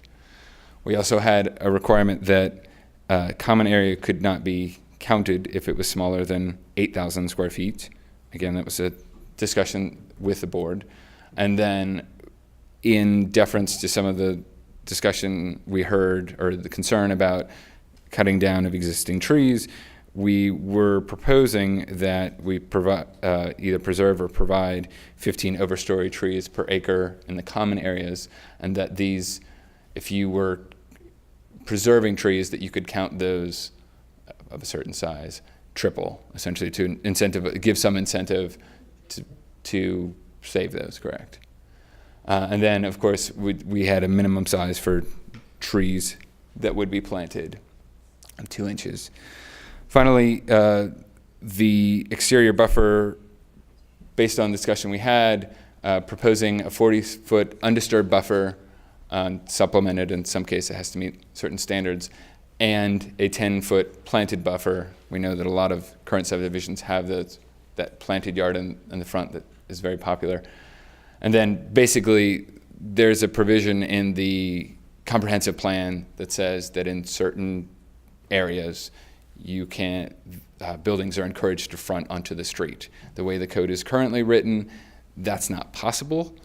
So basically, where appropriate with the comprehensive plan, we wrote some standards that if a house is fronting on a public street in such a way as prescribed by the comprehensive plan, that it's basically treating it like a front and not just a back door that happens to be facing the public street. So it has to have doors and fencing and trees similar to a front yard, so it looks like a front yard. Lastly, walking trails, if they're within 500 feet of a trail or proposed trail, there's a connection to the trail or stub out to be provided in the idea that it would be connected in the future. And then we're requiring sidewalks on all new streets and on 2 sides if that particular street is serving more than 30 houses. So it was a lightning round. Did you want to talk about implementation, Tom? You have one more slide on there, don't you? I think just a summary of that one. Yeah, pretty basic. This is going to take some time. I know we're not acting on it tonight. When it is time to act on it, it's going to take some time for implementation. This is more significant than the code work we typically process. Quite often it's, we might change a buffer is 25 feet, change it to 30. That's the kind of stuff. I leave this meeting on Thursday night. Friday we open for business at 8:30 and it's done. This we're going to need to add staff. We're going to need to reclassify some staff. We're going to need some office space for this staff. We're at maximum capacity down there right now. We're either going to need to reconfigure the existing space or find additional space. And then we're also going to need to change some of our policy and how we issue building permits for residential product. We currently operate on a model that we've been doing for over 20 years, which is if you walk in with all the paperwork you need, after about half hour to 40 minutes of standing there at the counter working with our staff, you walk out with a building permit. If this is adopted as currently proposed, the complexity of that review is one I could no longer expect my staff to be able to review that on the fly there at the front counter. It's going to need to be done in advance, and we're going to have to talk about a system where the product is submitted in advance, it's reviewed and approved, and then you come in to obtain the permit. So the implementation, the takeaway is the implementation is going to be fairly complex compared to the typical code work we see here. And I expect we'll get more into that at our next meeting. Thank you. Is there a motion to open the public hearing? Second. We have a motion and a second, please vote. And our public hearing is now open. If there's anyone in the audience who'd like to come and speak in favor of these changes, please come forward.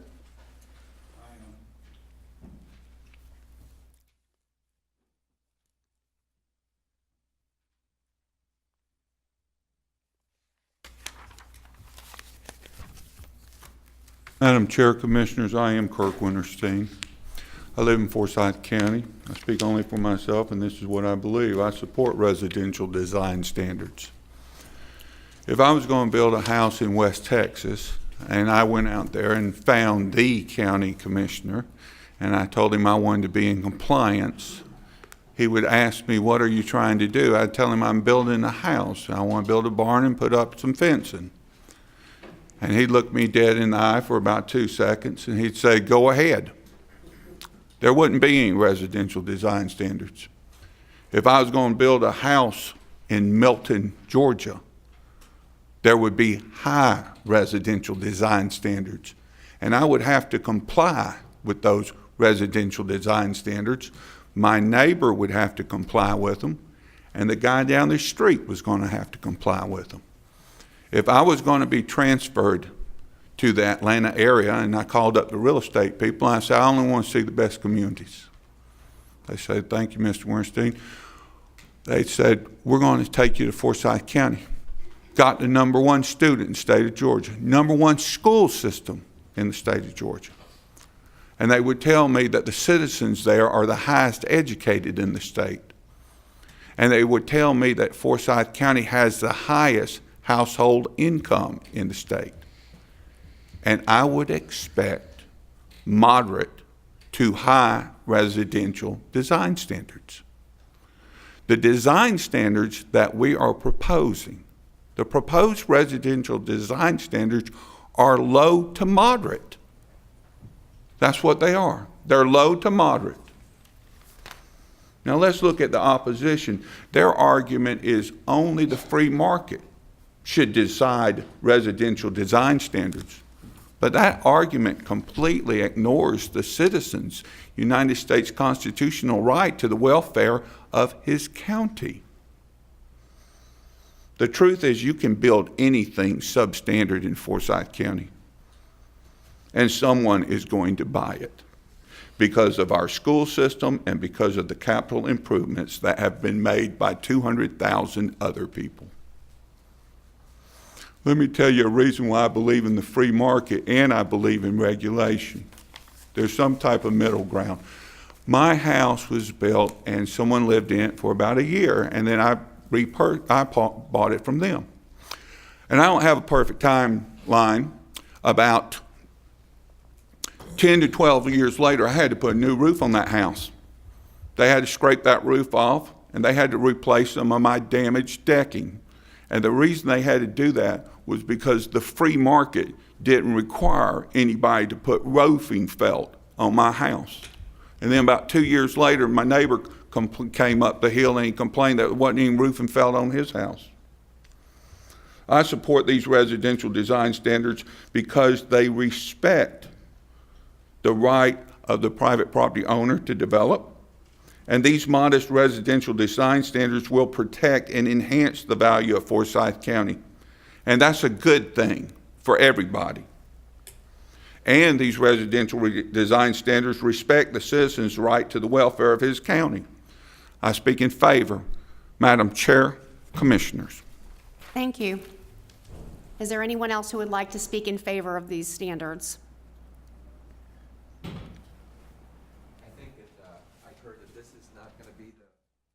Not the deciding vote. Tonight? No. Then I had just a little couple of comments that are If you can just give me your name. I'm Grant Forsyth. Okay. And I thought you were voting on this tonight, so sorry. These are little We could have. We small did not. things, and I can discuss them, and I think they're just oversights, and I don't need to bring them up now. Thank you. No, you're what? Okay. They're specific to what was handed to me or what was published before. And it said under wall finishes, which is 11-9.5 wall finishes, They are allowing unpainted natural stone, unpainted cast stone, or manufactured stone, which has the appearance of natural stone or unpainted terracotta, which I think is fine. And on the foundation walls, it states that on the retaining walls, it states that retaining walls must be faced with natural stone, brick, or minimum 4-inch manufactured stone, which means that someone could use manufactured stone on their siding, and most of the Owens Corning or any other brand of manufactured stone is about 3/4 of an inch or an inch thick, and here it says it has to be 4 inches on the retaining wall, the facing of it, which means they couldn't use the same thing on the side of their house that they could use on the retaining wall. So I think that's just an oversight. And then the only other thing that I had a comment on was the, one second.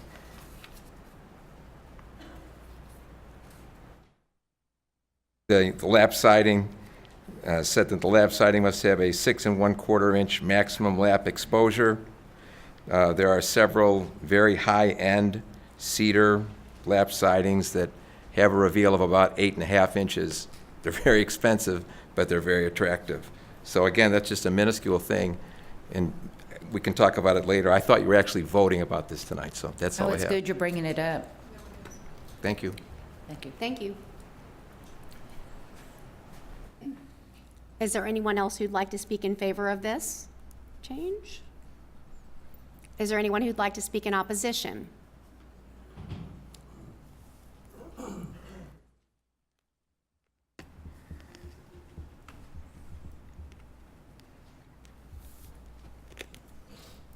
Commissioners, good evening. I'll keep this very brief. My name is Taylor Morrison with the Council for Quality Growth. We are a 34-year-old trade association, so older than each one of you guys. A 34-year-old, nothing at all, huh? A 34-year-old trade association that prides itself on bringing developer and builder stakeholders and elected leaders together to solve complex land issues that we deal with all over the Metro Atlanta region.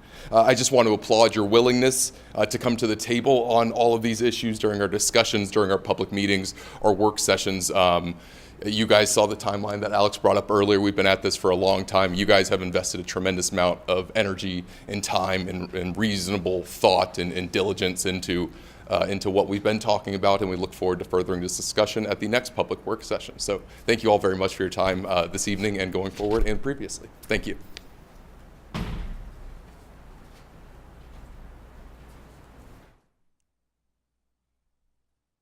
Good evening. My name's Stephen Davis. I work for the Greater Atlanta Home Builders Association. I'm here tonight representing a large, diverse group of home building professionals, many of whom who live here in Forsyth County and are in attendance tonight. Thank you for allowing me to speak tonight, and as always, it's a pleasure to see y'all. I feel like I live in Forsyth County now. Forsyth County is blessed to have some of the most beautiful homes in all of the Greater Atlanta region, and those homes are built by the best builders in the United States, and they care about the homes they build and the community in which they built them. And as always, our coalition of builder professionals are ready and willing to work with you, and we thank you for that. And we also want to thank you for agreeing to hold this special work session, and we look forward to working with y'all. Thank you. Thank you. Is there anyone else who'd like to speak in opposition to these standards?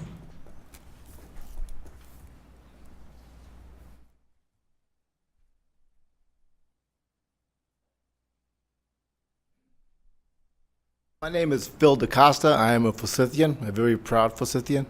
I have a business in the area. My wife practices a veterinary clinic in Forsyth as well.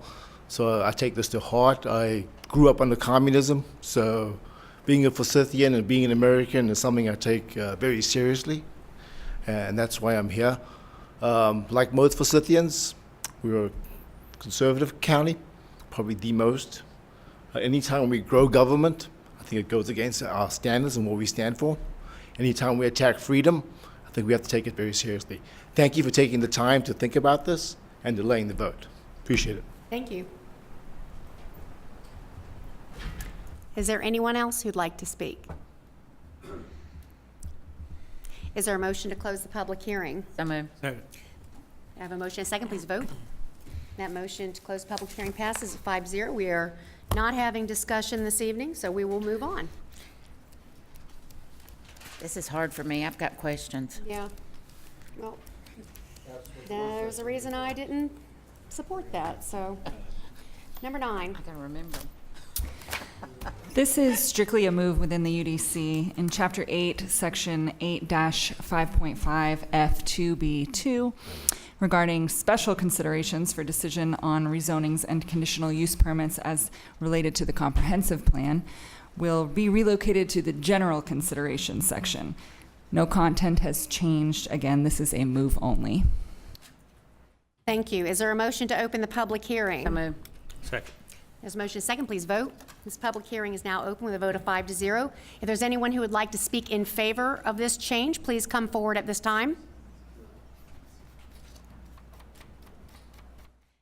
If there's anyone who would like to speak in opposition, please come forward at this time. Is there a motion to close the public hearing? So moved. Second. We have a motion second. Please vote. And the public hearing is closed with a vote of 5-0. Discussion amongst the commissioners. Does anyone have any questions for staff? If not, I'd like to make a motion that we make the proposed modification to the Unified Development Code regarding considerations for decision on rezoning and conditional use permits, moving the, essentially what is the Steinberg criteria to our general considerations. Second. A motion and a second, please vote. We have to clear the board. We moved too fast for you. Okay, please vote. And that motion does pass with a vote of 5-0. Thank you very much. Number 11. 10. I think it's 10. Oh, you are correct. I've skipped right over a page. Stuck together. There we go. This is a board-directed change. This change will remove the Res 2 zoning district from the senior housing provisions in Chapter 16. Res 3 and Res 4 will receive new minimum lot sizes in the form of a floating number as a percentage, 80% of the performance standard for each of these zoning districts. Continue. Sorry. Maximum density for Res 3 will move from 2.5 to 1.8 units per acre for Res 4, from a range of 4 to 6 to a range of 2.5 to 4.5 units per acre. Open space for Res 3 will increase from 15% to 20%, for Res 4 from 22% to 25%. Additionally, a minimum lot width requirement will be added for Res 3, which will be 60 feet with an average of 70 feet. Also shown on the screen is a minor editorial clarification to the table. O and I is listed twice in the table, and this is an opportunity to clean that up. And as we scroll down, you will see the continued removal of Res 2 throughout the senior housing section. Thank you. Is there a motion to open the public hearing? So moved. Second. We have a motion and a second. Please vote. The public hearing is now open. If there's anyone who is here to speak in favor to these changes to our UDC, please come forward at this time. If there is anyone who is here to speak in opposition to these changes, please come forward at this time. Is there a motion to close the public hearing? So moved. Second. The motion is second. Please vote. Public hearing is now closed with a vote of 5-0. Commissioners, is there any discussion on this tonight? I think this captures a lot of the changes that had been made in the last work session we had, which has been some time since that, but I think it captures the essence of that meeting. We're allowed to vote on this evening, Madam Chair? Yes, we are. We are able to act on this item tonight. Motion, if I may. Go ahead. I'd like to make a motion we approve the modifications shown on our screen and as described by staff. Second. The motion is second. Please vote. And that vote does pass with a 5-0. Madam Chair, just a point of order very quickly, if I may. Mr. Brown, I just want to make sure, these are the senior living criteria that have been the subject of the moratorium for months and months? Just to make sure there's no other Yes. product in the wings. Yes. Yes. This is it. Just to clarify, Madam Chair, could we have a motion to go ahead and lift the moratorium? I think that's occurred as a matter of law anyway. That's what I thought so But also too. moved. But I make a motion to lift the moratorium that has been over this senior product that examples this. I already did. Oh, you did? I'm so Yeah. sorry, man. Yeah, Not do she's- a second. I think you seconded it. Yeah, yeah, we're good. Thank I you. thought it was Please vote. automatic sunset Please vote. goes away. I think it is. It should, but we're just putting but an we're being- exclamation point right. on it. Moratorium We're putting is belt and gone. suspenders, sir? Exactly. Say you. yes. All right. Now we're going on to number 11. This is also a board-directed change to add new Res 2 conservation subdivision requirements to the UDC. The first edit in Chapter 8 will add Res 2 to the zoning districts in which requests for conservation subdivisions will be allowed. The First Amendment to Chapter 19, under buffers and screening, proposes that a 35-foot exterior buffer be required for Res 2 conservation subdivisions. Adding the word neither to G2 is a simple editorial clarification. The next change uses a table to replace the previous lot width requirements as well as to incorporate new requirements for Res 2. And those are 40% of lots to be 90 feet, 30% to be 80 feet, and 30% to be 75 feet wide. The minimum home size will be 2,000 square feet. And finally, the minimum lot size will be 12,500. At the February 26th public hearing, the Planning Commission recommended denial of these changes. Thank you. Is there a motion to open the public hearing? So moved. Second.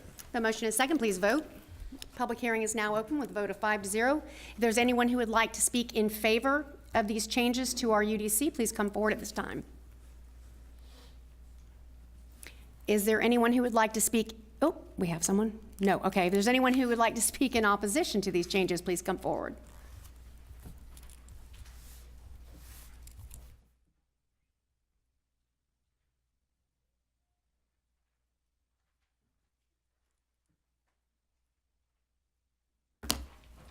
I'm Margie Carroll. I live at 1980 Foster Drive, Cumming, Georgia. I've been a resident for Forsyth County for 27 years. I've also worked on stuff with the comp plan, also been a stakeholder in our residential design standards. I am also speaking only for myself because I am also the District 1 community stakeholder, but I am speaking tonight for myself because of the work that I have done in the past.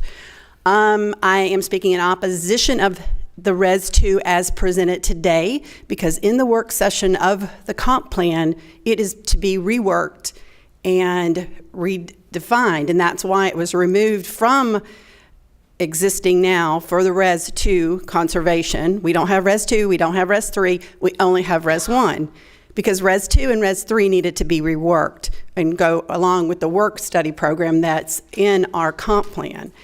This Res 2 is not ready to go. It's not been reworked. It has a few little modifications in it, but it's not where it needs to be. So for those of us who live in the northern area, and I live in a character area where Res 2 is allowed and a Res 2 conservation, it needs more work. Thank you. Thank you. Is there anyone else who'd like to speak in opposition to these changes? Is there a motion to close the public hearing? So moved. Second. The motion is second. Please vote. Public hearing is now closed. I have lots of questions based on those comments, and unless anyone else wants to go first. So staff, I'm going to lean on y'all if we may. Res 1 conservation, what are the minimum lot sizes?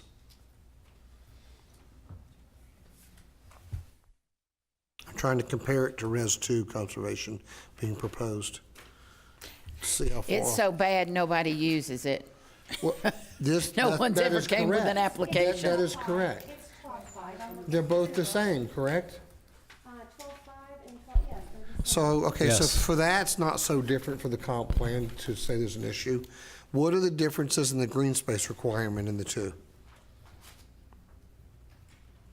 And I know this, I just want to hear it out loud for the record. and make sure we got that we're playing catch up here. The difference in green space for Res 1 versus Res 2 in the, under the conservation standards. They're not 40%? I'm just saying they're It's not that far. standard. I'm sorry? It's across the board, 40% for each. 40%. So once again, we adopted the Res 1, but it went with the comp plan, but this was not with the comp plan, but those two items are identical. I Hang on think a we didn't second. take out the Res 1 is the Hang point. on. We didn't necessarily adopt it. It was already existing. All right. We hang wanted on. to leave a category for people to be able to Res use it. 1, how wide of the lots, and is there any variation in the lot widths on the Res 1 conservation? Or is it all one set with lot width, minimum? Susan, can we put back on the screen we had a use table as part of the presentation, didn't we? Can we put back on the use table, or the performance table, I mean? I know this one is we did a variation to try to give a different product variation in the community. Okay, so here's what we have proposed on the screen. Sure, Lot that's for width. this one, right? So you got 90, you got 80s, and you got 75s. So on the Res 1, what did we end up on Res 1?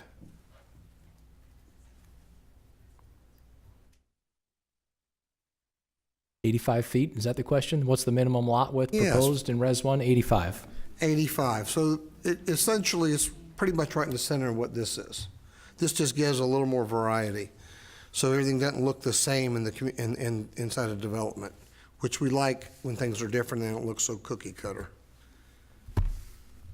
What kind of density can somebody hope to get with this? No different than a regular Res 2, and they have to submit an engineered plan for the new Res 2, 22,000 square foot lots, and whatever that will yield, they can't get any more in this, and they gotta do the same thing with Res 1. That's how conservation works. They don't get more lots, any more lots than any more of the regular Res 1, Res 2 will get, and they gotta do an engineered plan to prove, not just a concept plan, an engineered plan to prove that density of what it could actually yield, and they're not allowed to have any more than either one of these conservation ones do. This just gives more green space and more absorption in the soil when you have rains and runoffs. This is better for the environment, in my opinion. I just don't know that if anybody's laid this out to see that if you actually do 40% of your land 90 feet, 30% 80, and 30% 75, that you'll wind up getting less than a regular 2. So what that started to create was a lot that's less deep. So they do have to do more of a new design. Some people are showing me that might be more of a farmhouse where they're stretched out more. They're not as deep. But the lot sizes are lot sizes. And so the 12.5 minimums with the 40%, it does work. The only thing that might start to pinch them is the 35 feet all the way around. I've asked land planners if they would help me with this before we even got into this. I know, but nothing against you, but that MPD category, been told by developers it can't work. I got one that says it works and he wants to come to me with one of them. Oh, good. And Maybe he's they're picked the just all lying to 15% me. with the 4 units per acre instead of the 6, and, yeah. So, the bottom line is you've got less, when you do this, you have more pervious area. And you've got a bigger buffer in the community where people can't see them as they drive by. I like a conservation. I never wanted you to do away with it to begin with. The advantage to a developer to give up all this green space is that their development cost is less because the lots are closer together. And, Well, and they have less asphalt that makes the water not be able to absorb through the soils because it just, I don't know. I've asked some environmentalists what they thought, and they prefer to see this than they would a bunch of concrete in the ground, and so on and so on. I And have no asphalt on problem the with ground. smaller lots if it I don't know if it's, if it helps the environment and it keeps less paving, and it's got- not increasing density. and check this out. A regular Res 2 has 0 green space requirement. This has a 40% green space requirement. Says everything. Conservation. Tom, were you going to Conservation, of course it's. add should have green anything? space. Good Lord, that's. I was about before, just to add, yes, there is a requirement for a yield plan. They have to show a conceptual plan of what the layout would be under the standard base zoning district, and then that ends up being the maximum density they can have in the conservation provisions. So when we, addressing what Ms. Carroll said, but when we are, one day, if we ever get through some of this other stuff, if we start looking at redoing our residential categories, because we have nothing to offer right now. We complain because we hate mass grading when our own categories are what are absolutely perpetuating mass grading. This will help you not mass grade. But when we start redoing by the comp plan some of the residential categories, would there be anything to prohibit us from changing this Res 2 at the time? Absolutely not. And I do agree with the comment you heard from the public. We have identified a need to relook at this entire chapter and make sure it's achieving your goals, the proper incentives are there. That's all identified in our comprehensive plan as a work item we need to undertake in the future. So voting on this tonight would not prohibit us being able to do that at the time. I just wanted you to. Does not prohibit you from doing it, right? And you will let us know if we need to make any alterations to this in the future, should it pass tonight. Yes, and what we're also going to continue to do is every year bring you the work program, our community work program, and you'll see that item on there. We don't take items off that list without discussing it with you, and we don't even change them to different years without discussing it with you and having your approval of it. So if there's any changes to when we revisit the chapter as a whole, it will be by your vote and your action to do that. So today's vote doesn't stop us from working on this in the future. We could, the next meeting you could tell me to work on it and we'll be working on it. Do we have an idea of when those residential things will start coming forward? I mean, we can't even get through one thing, but. Right. Right. We've got, a week ago I ran a tally and we had 26 different projects open with the Board of Commissioners, ones we've actually had on an agenda and had direction to work on. We're knocking a lot of them out tonight, or a handful of them. But a couple of them are fairly significant. A couple of them are very significant. The design standards we talked about earlier tonight, the upcoming changes about site plan, locking projects into a approved site plan and not letting them deviate from that.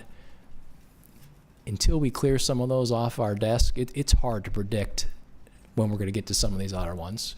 I anticipate these design standards will be similar to our comprehensive plan, where the Board of Commissioners, this isn't a one and done type scenario where you hear it one time and you act on it. I think you're going to continue to work on it and improve it, and it's going to change other projects. They're going to continue to be stacked up and delayed while we work on these major topics. I mean, making it specific to a project, you look at the town center at Coal Mountain, and I've got all those old zonings that are in the middle of it. I've got a Res 6 for 90 townhomes on this 15 acres. I've got another Res 6 over by the public safety complex. It's like 300 townhomes or something ridiculous. And it's hard to get those people to all come together and cooperate if they're going to lose a lot of density when there's nothing making them. There's nothing there. It's all trying to be driven by myself to make it look better for the community.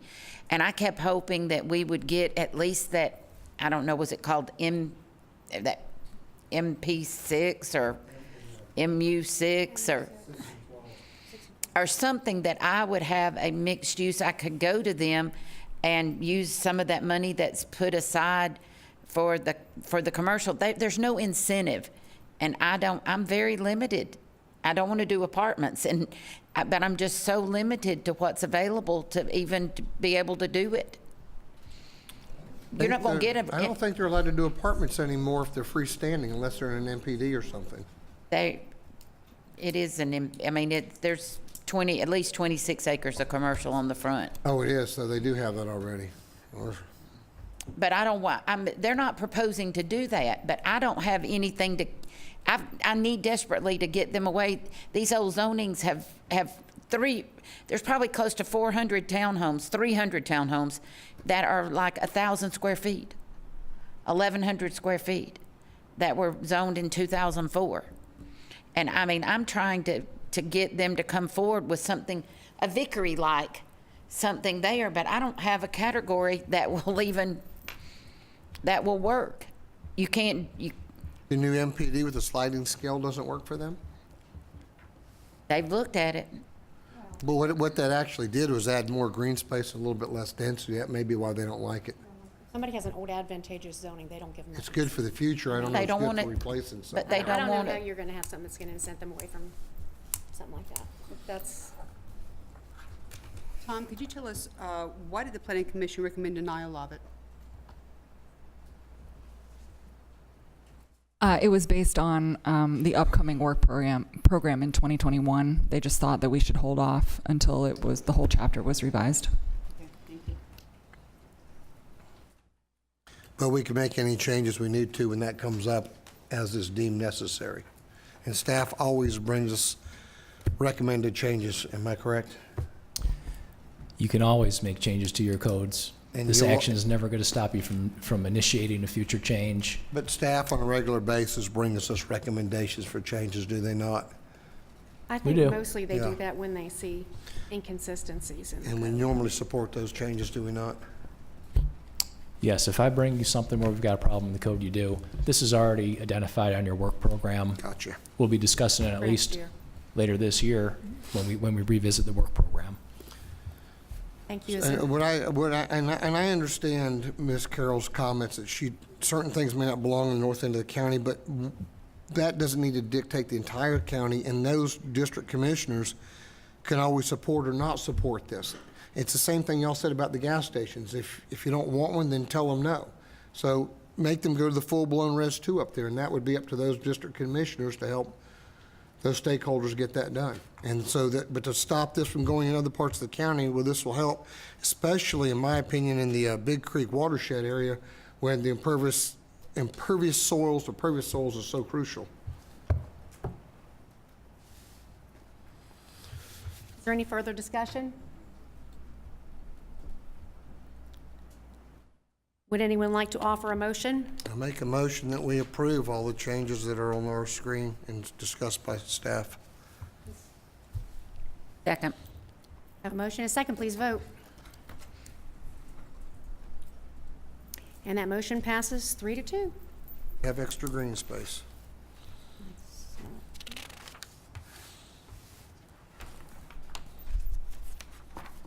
Number 12. In the Chapter 15 agricultural districts use table associated with both dwellings and manufactured or mobile homes is a clause that suggests these two uses must be farm-related and subordinate to the principal agricultural use of the property. This is just a bit of language that has always existed in the UDC. However, homes have been permitted with or without the farm-related activity as long as they meet the performance criteria of the districts in which they are permitted. So striking this clause will not change the way things are done today, but rather this is just in an effort to clean up the language to prevent any future confusion. Thank you. Is there a motion to open the public hearing? So moved. Second. A motion and a second, please vote. Is there anyone who would like to speak in favor of this change? Is there anyone who would like to speak in opposition to this change? Anybody still awake? Is there a motion to close the public hearing? So moved. Second. Public hearing is closed with a vote of 5-0. Commissioners, is there any discussion on this?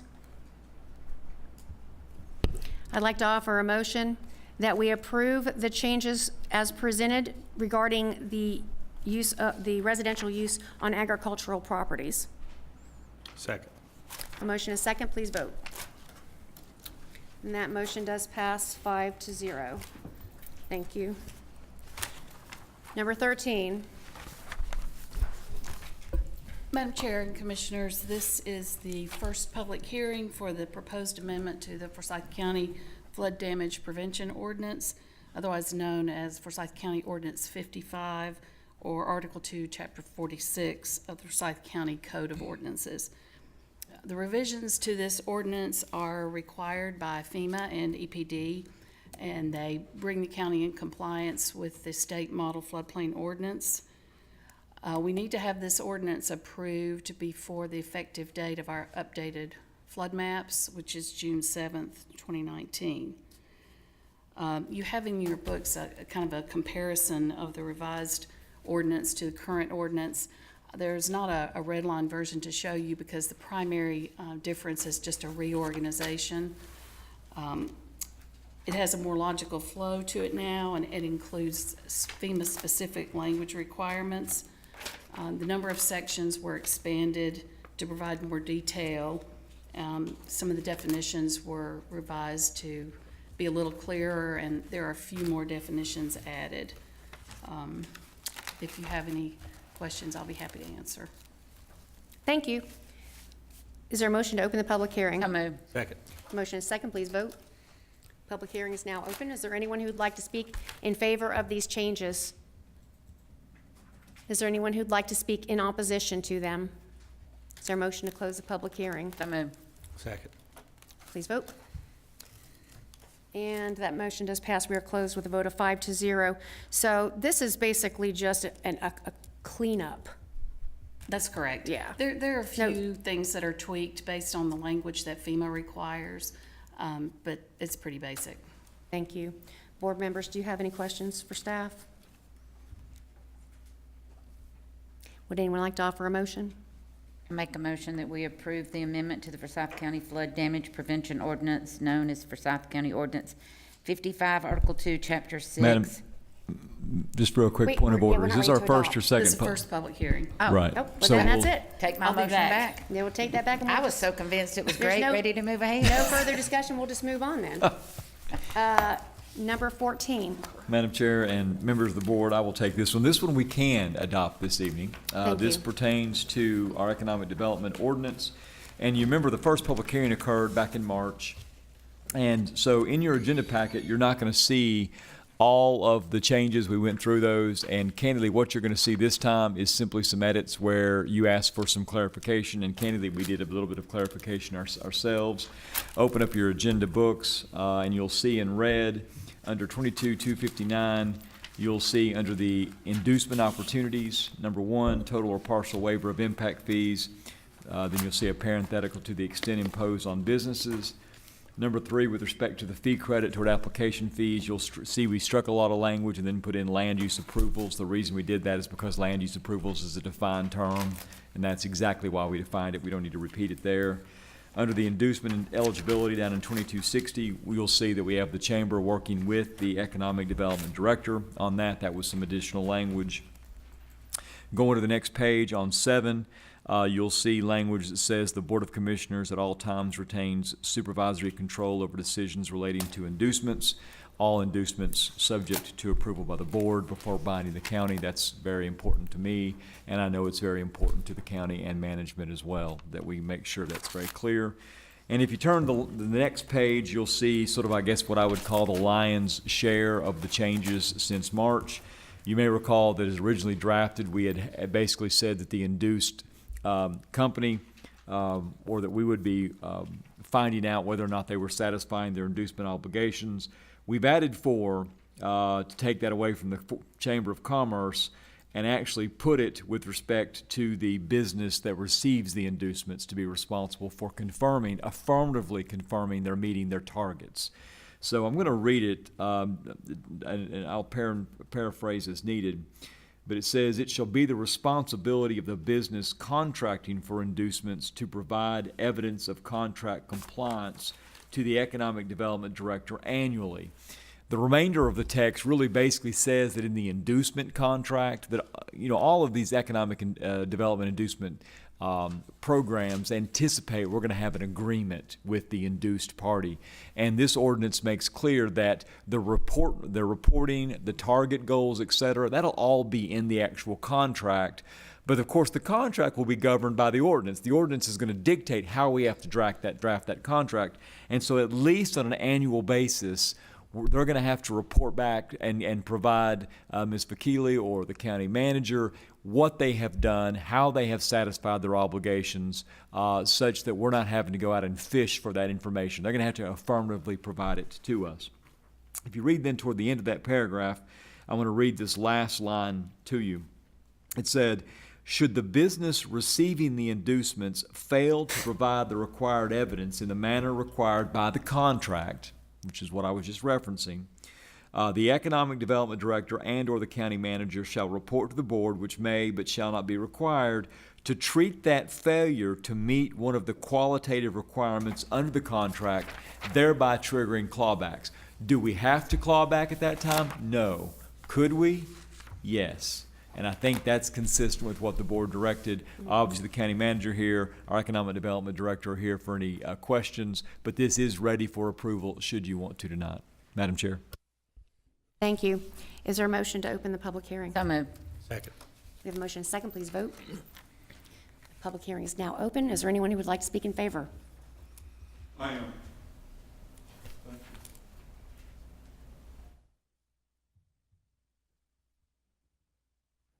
Madam Chair, Commissioners, I am Kirk Wintersteen. I live in Forsyth County. Speak only for myself, and this is what I believe.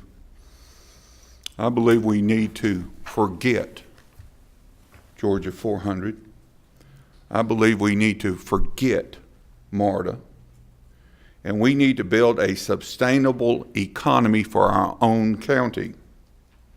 We just can't continue to build houses and assisted living forever. We need high-earning professionals and high-paying employers to locate here. We need to reduce the number of citizens who are traveling outside the county for employment.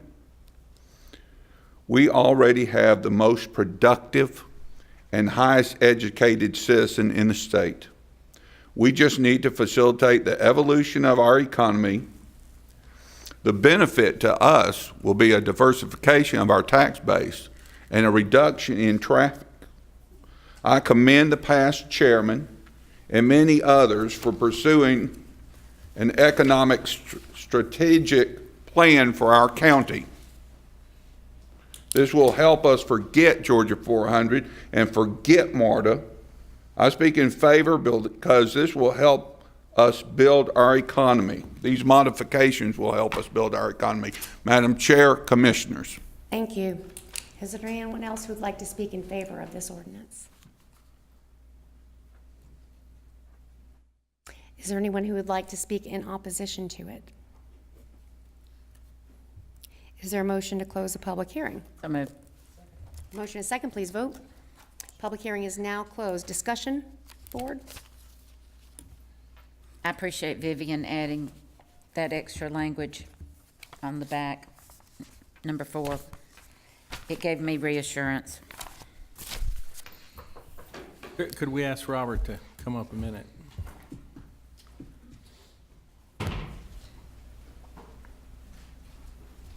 Robert, is it your understanding that all of the stakeholders have had adequate time to input into this?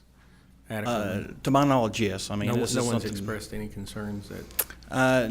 None that's been expressed to me. The language, I thought, there were some changes that needed to be made, updated to the economic development ordinance.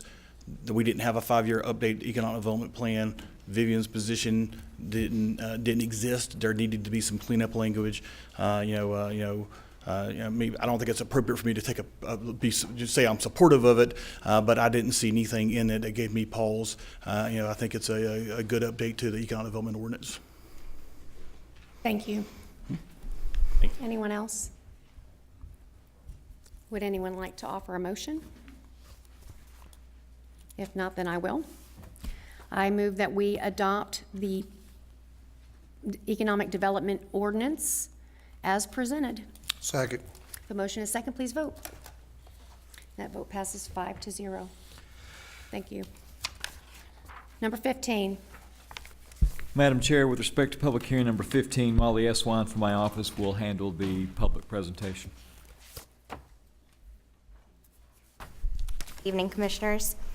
So this ordinance revision, I think you've heard before, it is ready for approval tonight, and it expands the section in the alcohol ordinance that allows for consumption of alcohol outside the premises of an establishment that is otherwise licensed under our ordinance to serve alcohol for consumption on the premises.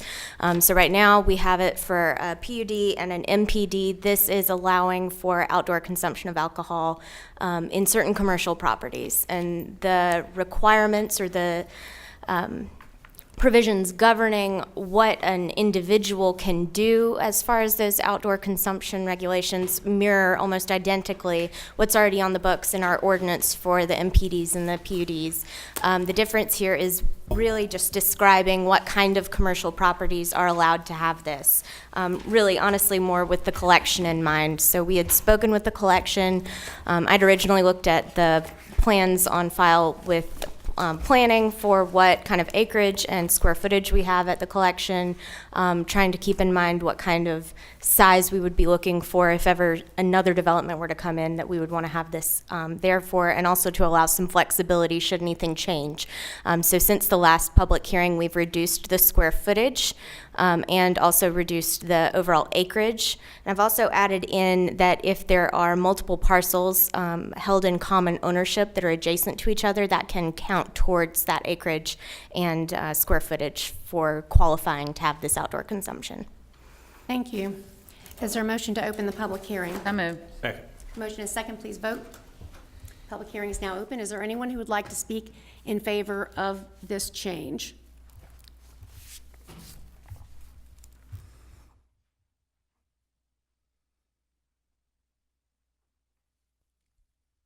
Hi, my name is, Madam Chair, Commissioners, my name is Robert Long. I live at 6990 Shady Oak Lane in northern Forsyth County. I just would like to speak on behalf.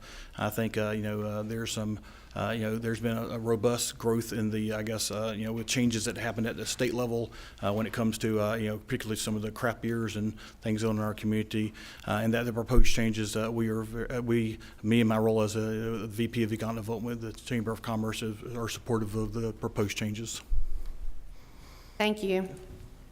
Is there anyone else who would like to speak in favor of this change to our alcohol ordinance? Is there anyone who would like to speak in opposition? Is there a motion to close the public hearing? I move. Second. The motion is second, please vote. Public hearing is now closed with a vote of 5-0. Commissioners, discussion. I would, may I ask a couple questions for Molly? Sure. What is the square footage that you have selected at this point in time? Right now, Or it's recommending, I'm sorry. 400,000 square feet, and that was actually provided from the collection. When I'd originally drafted it, I had taken what plans we had on file, and it included basically where the academy is, that kind of square footage, because technically it's part of it. But they recommended reducing it down and gave me their own calculation, which is what's in the ordinance, so that if ever that changes or if it's separated out, it provides that flexibility that we were talking about earlier. Follow-up question, by the way, I think it's a great idea. I was going to wonder about that, because that could happen. Is there any other commercial retail center in the county that will qualify at this time besides the collection? I think I would have to check with planning on that at this time, but I'm not aware of one, but I haven't independently looked into that. Just curious, I didn't know if we have one that large in the county at this time. I don't think, Commissioner Levent, that one that large zoned exclusively CBD. Very good. Which is the key here. What about Vickery? Do they already have it? Yes, they do, because they're an They're MPD. they actually were they a PUD? But They're PUD, so the PUD went in, the PUD so went the in. Halcyon got in. But there's like some big shopping centers down on 141. I just didn't know if they would qualify. They're pretty big. They got some large box stores or anchor stores. I don't know if they were going to qualify or not with the outlying restaurants and such. All right, thank you.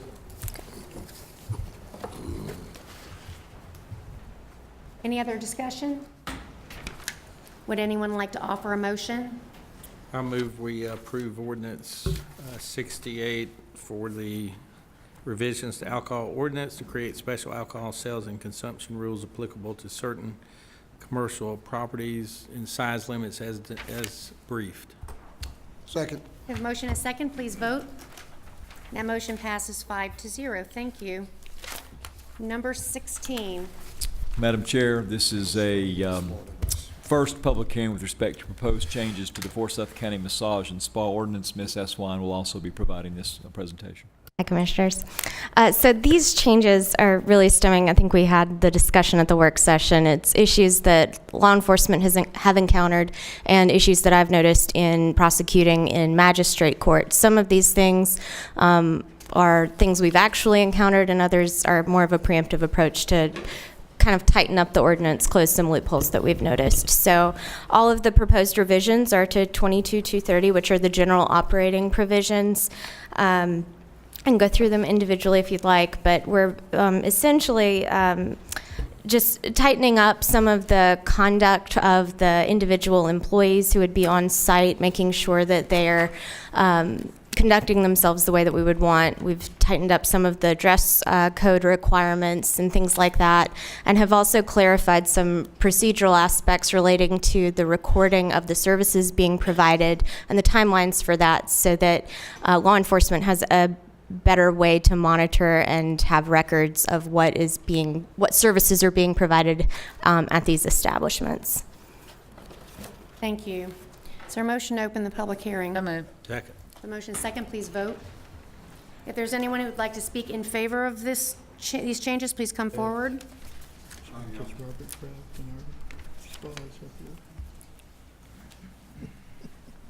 Madam Chair, Commissioners, I am Kirk Winterstein. I live in Forsyth County. I speak only for myself. This is what I believe. I have read the modifications to the ordinance, and these changes and additions are clearly within reason.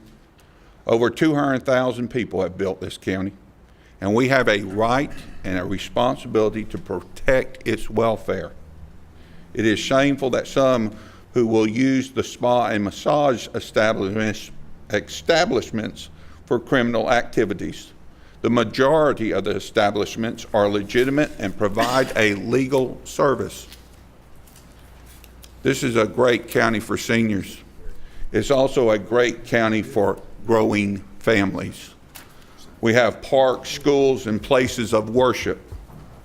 We talk about people moving here all the time, but we don't talk about the people being born here. In 2008, we opened the Women's Center at Northside Forsyth Hospital. From 2008 to the beginning of 2014, we had almost 12,000 babies born. Last year, 2018, we had over 3,000 babies born in Forsyth County. Our county is and should remain a family-friendly county. These modifications will help us protect the welfare of our county, and I speak in favor. Madam Chair, Commissioners. Thank you. Is there anyone else who would like to speak in favor of these changes? Is there anyone who'd like to speak in opposition? Is there a motion to close the public hearing? So moved. Second. The motion is second, please vote. Public hearing is now closed with a vote of 5-0. Did we have anyone from the Sheriff's Office that wanted to comment on that this evening? I know we've had some. Very supportive. All right, thank you. Board members, is there any discussion? If I could ask you a question, mate, please. On the conduct that goes on inside the massage establishments, at any point, if there is an employee that gets out of line with perhaps some of these charges, even to the point of being illegal, is there any way in these changes that you have made that the owner of the establishment is also held responsible for the conduct that goes on inside their own establishment? Right. So the ordinance already speaks to that. So when there are certain violations of an individual employee, that, depending on the type of conduct or whatever the violation in magistrate court and conviction that we get is, triggers, similar to the alcohol license, also possible suspension or revocation proceedings before the Board of Commissioners to the actual licensee of the business. So that's already in the ordinance. The changes that I was mentioning as to the conduct, those are all the types of violations that might trigger that. We're just kind of, as I said, tightening up those regulations. So we're not adding really anything. We're just kind of clarifying. I suppose there are some additions, but they fall within existing regulations. But when you have, the lighting requirements or the sign-in sheet, I think there are certain violations. It's kind of a 3-strike rule. So even if it's 3 individual employees, separate employees who have violations and convictions in magistrate court, that would trigger it coming before you from the licensee standpoint. And there are certain other specified criminal activities or more egregious violations that also trigger it without it having to be that 3-strike rule. Commissioner Cooper, I think, too, this is the product of an ordinance that we, spent a lot of time putting together, and then you sort of put it out in the real world and actually enforce it for a time, and then of course we get feedback from law enforcement, and they tell us, this is just an area where we need some help. We need a little more clarity, and that's very typical for any regulatory enactment we make. So this is not at all unexpected. A question. A lot of times we think things are really good until we get before the magistrate court, and what we think's really good, that judge just does not, he doesn't see it the same way. That's right. Is there any way when we're adopting this that we could preempt some of this if we were to consult? That's a great point, and probably not, because I suspect the judge would be very uncomfortable, because if he or she did that, my fear would be then that on the other side of it, when they're actually, at a prosecution, they would almost have a little bit of ownership of the ordinance because they had helped in the preparation standpoint. I think it's a great point. But maybe not make it specific to any one ordinance, but be able to talk in general terms. What in our ordinances don't work? Well, that's right, and candidly, that's one of the things that we're doing when, for instance, when Molly goes and prosecutes them, she'll come back and say, well, that didn't work so well, and we need to take another look at that, and candidly, that's very helpful. I think you're talking about preemptively doing that on the front end. That'd be a little more challenging. I think we're about doing the best we can on that. And if I may, some of the changes are directly in response to things that when I've prepared a case, even though the defense attorney or the defendant didn't raise it, it was something that I caught and thought, what if they bring this as an issue? So some of them haven't been raised, but I keep a list. I'm sure the officers keep a list of issues that we think might come up. So this was just a good opportunity to address some of those. And then others are arguments that attorneys or defendants have actually made, and we haven't necessarily had to litigate it yet, but are changing it so that we don't have to worry about it going forward. So some of them are preemptive. But again, and I'll continue to keep a running list if I find that anything doesn't work and bring it back to you again. And of course, some of it you just can't make up, like the definition of a mattress, which was you heard Right. in front of this board chamber as well. You did. That was. You find that the three-strike rule, is that strong enough? Is that too liberal? I think it works appropriately given how we have different types of violations requiring that. If someone's not necessarily properly maintaining their sign-in sheet, to immediately have it come before the board for that, I can understand why we have the three-strike rule on those, but then we have automatic coming before you for revocation or suspension if it's a specified criminal activity. So we do have that sliding scale, and I think that works pretty well. Thank you.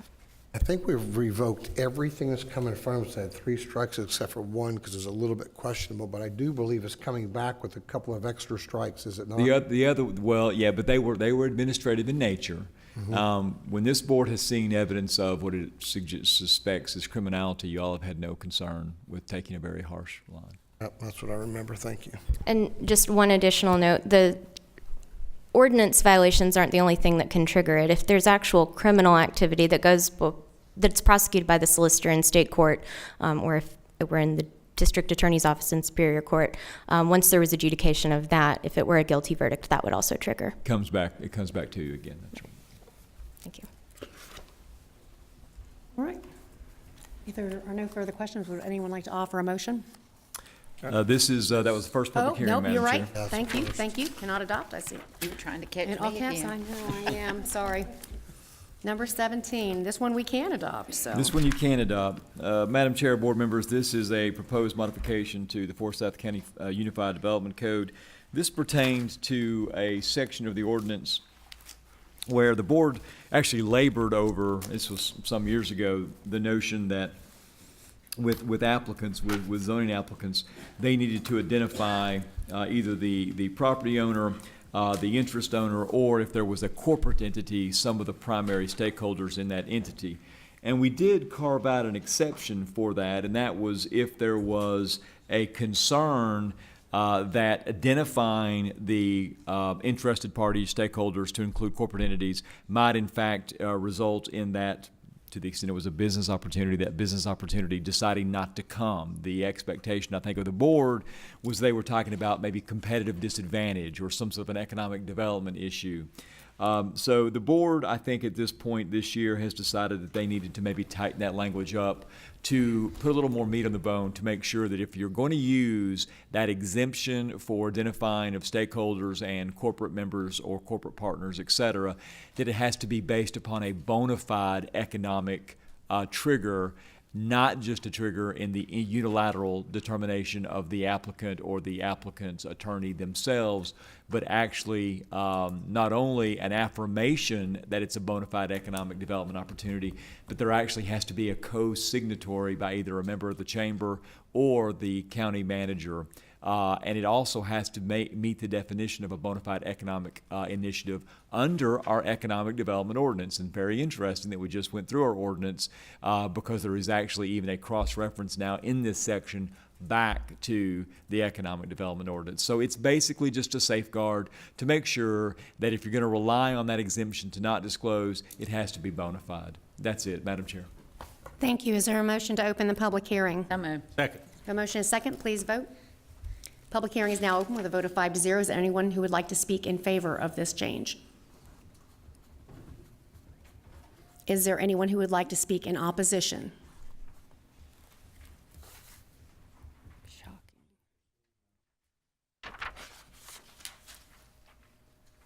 Madam Chair, members of the Commission, Ethan Underwood on behalf of Miles Hands for Talent.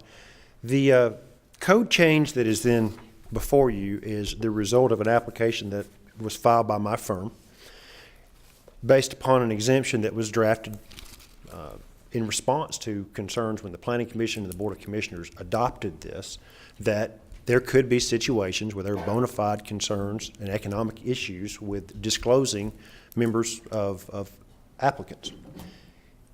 To my knowledge, this is the only such affidavit that's ever been filed since that code section was adopted.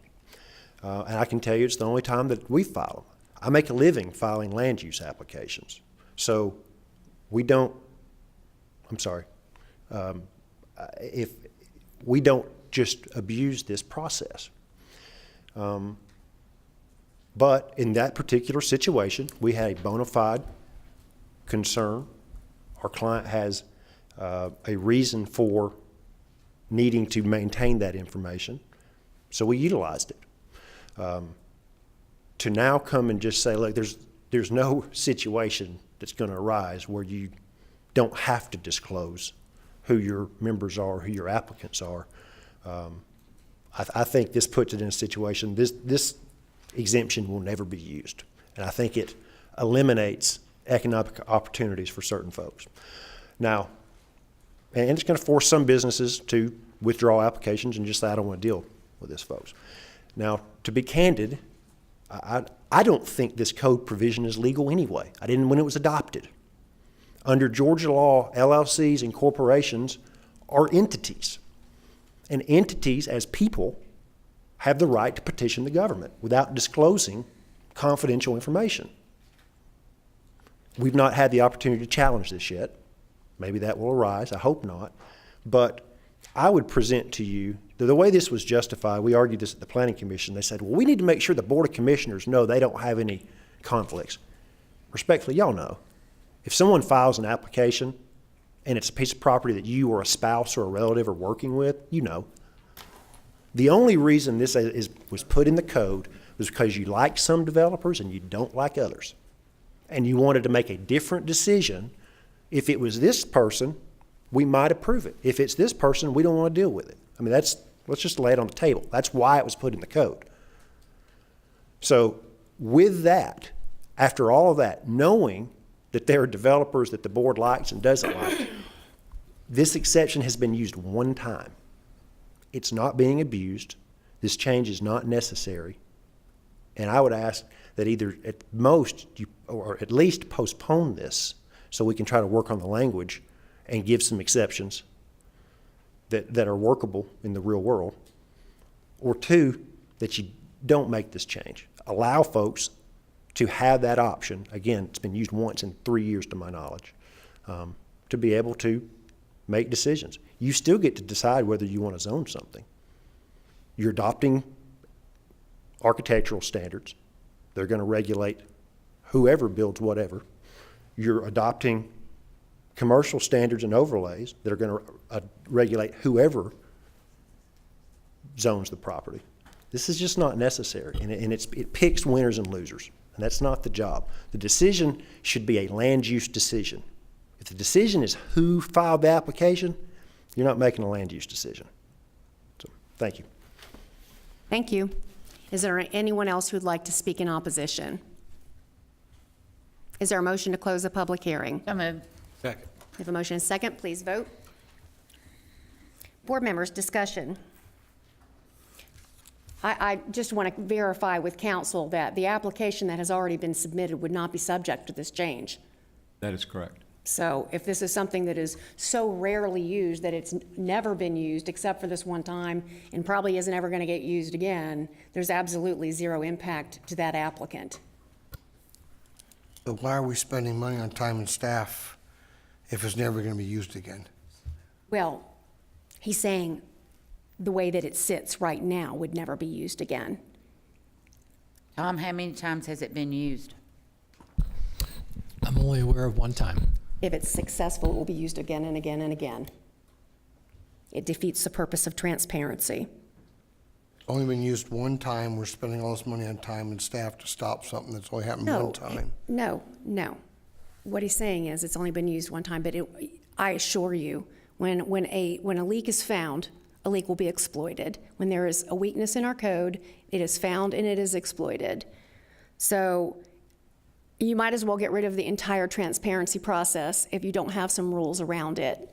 I think that this is in line with everything that we're trying to do to bring good, decent, viable economic development here. And obviously somebody who feels that they bring that to the table will have that level of of security and not having their project publicly put out there.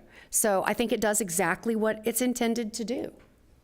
And can you comment on some of the things that Mr. Underwood said? Do you truly believe there's a challenge there on their behalf or not? Because I always have to lean on you. You're our counsel. Right. I respectfully disagree with my colleague. Okay. I mean, there are multiple instances where various interests require the revealing of corporate affiliations, and I also respectfully disagree that there is no reason that the board may have with respect to, for instance, conflicts of interest that may justify knowing. So, we had this discussion and debate when we talked about this the first time, and I was comfortable then with it. Whether you want to expand it and make the restriction greater is, of course, up to the board. But the threshold issue of whether there can be a possible reason for a board to want to know who interested or affiliated stakeholders is certainly legitimate. In fact, Fair I mean, enough. this. Thank you. That answered my Yeah, I question mean, very well. this further frames the language we already had in there. I'm okay. All right. I just wanted to clarify those couple of questions. Does anyone else have any comments or questions? Would anyone like to offer a motion? I was just hoping it wasn't designed to do it me. What? Nothing, just kidding. I'd like to offer a motion then. I would like to make a motion that we adopt the changes as presented to the Unified Development Code for the purposes of transparency in Chapter 8, Article 2, Section 2.1H. Second. The motion is second, please vote. That does pass with a vote of 5-0. Thank you. Now Mr. Underwood can prove his claims. Oh, boy, look where we are. At this time, Karen is going to read the rules of the meeting and announce the public comment speakers. Thank you, Madam Chairman. We're now at the second public comment portion of tonight's meeting. There have been no forms turned in. If anyone would like to address the board during this time, please come forward.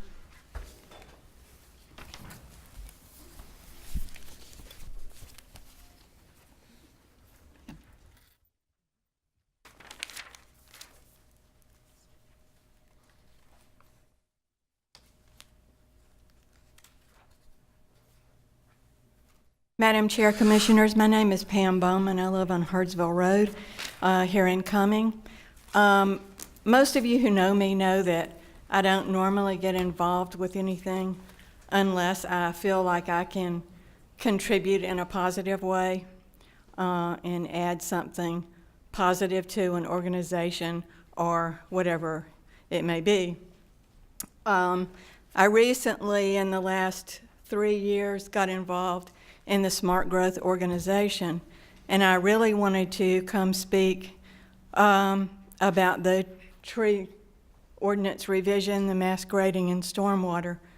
I know that Tuesday the consultant will be presenting the presentation to you all, and I do plan on being there. Smart Growth has put a lot of time and effort into trying to help with the ordinance, move forward with a lot of positive aspects to it. I know that I sent you all a letter. I'm not going to go into the detail of the letter with the pictures. So not only do I have my 5 years planning commission experience, but I also have some recent personal experience in this area. I know that things have been done incorrectly in the past, and I know that things are still being done incorrectly. If we had 1,000 code enforcement officers, they could probably not be able to catch this because it just happens. And you have to have people who will alert code enforcement. And I will tell you, staff has been phenomenal in every contact that I've ever had with them on every level, whether it be engineering or stormwater portion of that, or just planning and zoning, or in any event, a commissioner at any time. I wanted to bring your attention to the My Forsyth magazine. That was the March issue. Some people get it at home. Some people have to pick it up at a grocery store, shopping center, or other places they have it out. Smart Growth did put an ad in there on page 32 with our 4 things that Patrick Foster spoke to in the first period of the public comments. And I wanted to emphasize, for me, I would really like to see more stringent fines involved in it, because I think oftentimes what happens is they commit something that that they shouldn't do in the development process and end up just saying, well, I'm sorry, I didn't know, and then they're given a fine, but the fine doesn't really matter. Thank you for your time, and thank you for your service. Thank you. Is there anyone else who'd like to come forward? Please come forward. You can give them a public speaking comment if you form afterwards if you'd like.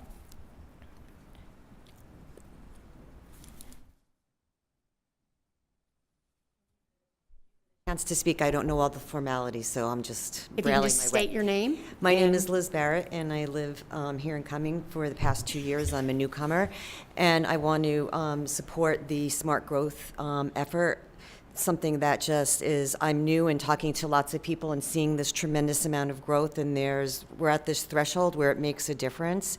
And the people that I'm talking to on the street, there's a tremendous amount of care and concern about this. I will be a volunteer.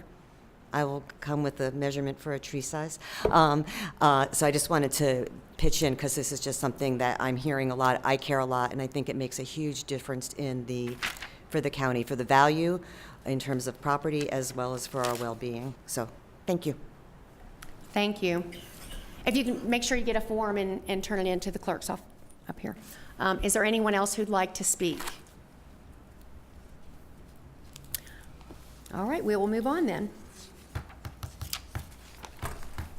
New business.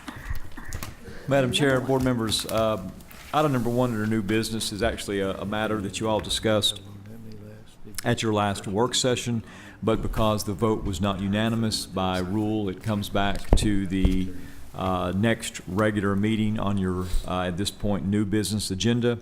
And this pertained to the sort of a vision or policy statement with respect to Forsyth County's civil service or merit system, and specifically with respect to individuals that will be considered exempt or at will under that system.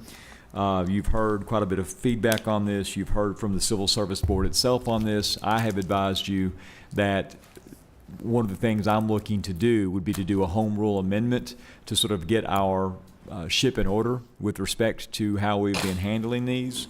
And so the board was given some options, and at that work session and in your packet, I think you'll see an alternative 1, an alternative 2, and an alternative 3. And each of them was alternative 1 was a fairly broad exemption. Alternative 2 was the most narrow exemption. And alternative 3 was what I would call, I guess, the middle ground. And the middle ground was you would designate that this list of positions, and these are mainly director positions, would fall outside of the merit system. And that it also contains language that says, and also any individual that is the head of a department or division.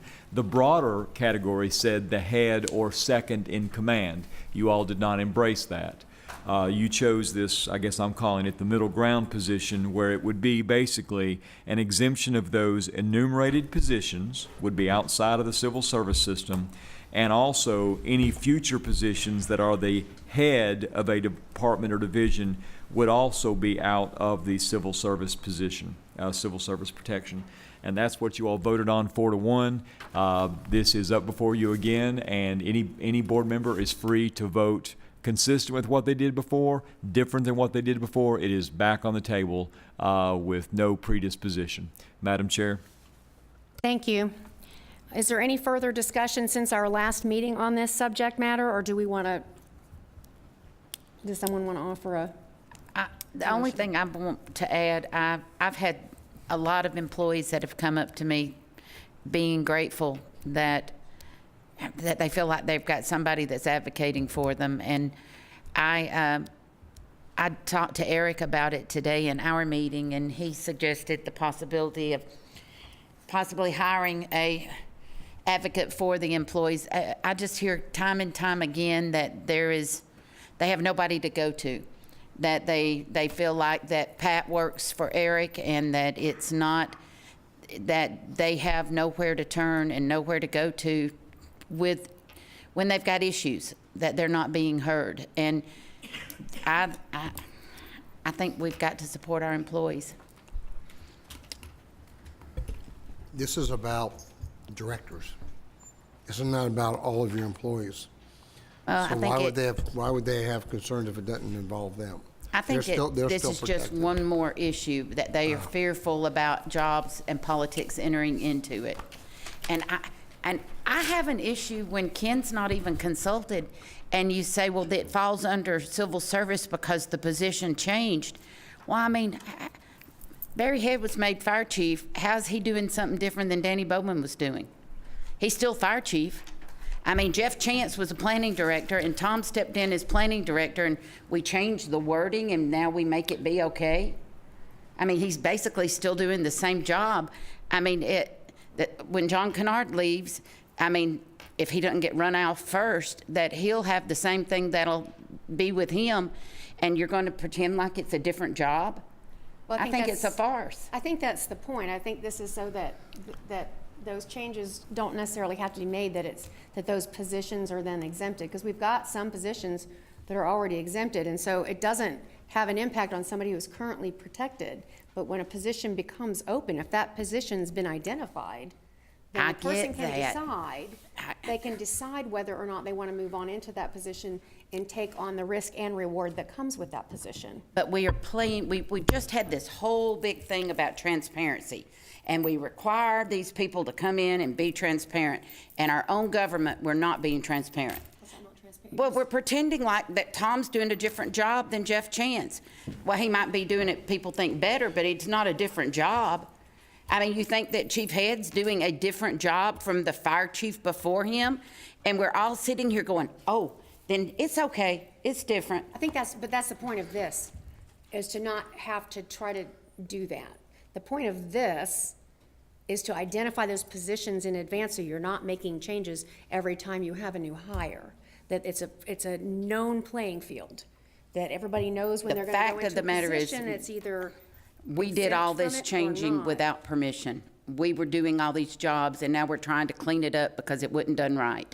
About that, I mean, I think Well, that's that- what Ken just said. He was gonna do Well, cleanup on housekeeping. Well, I want, One I of those want to options do, is. I recommend we do this if this is the board's direction, but I mean, it's not accidental that I'm suggesting we do a home rule amendment. Well, of course not, because we didn't do it right. Well, I'm just, that this is what you would be giving me direction to do. You would be giving direction for me to bring back to you a home rule amendment that requires 2 back-to-back approvals, but it would look like this. That alternative 3 is what it would look like. So move for alternative 3. Did you still say for the same Alternative 3. alternative 3? We have a motion and a second. Please vote. And that motion passes again 4-1.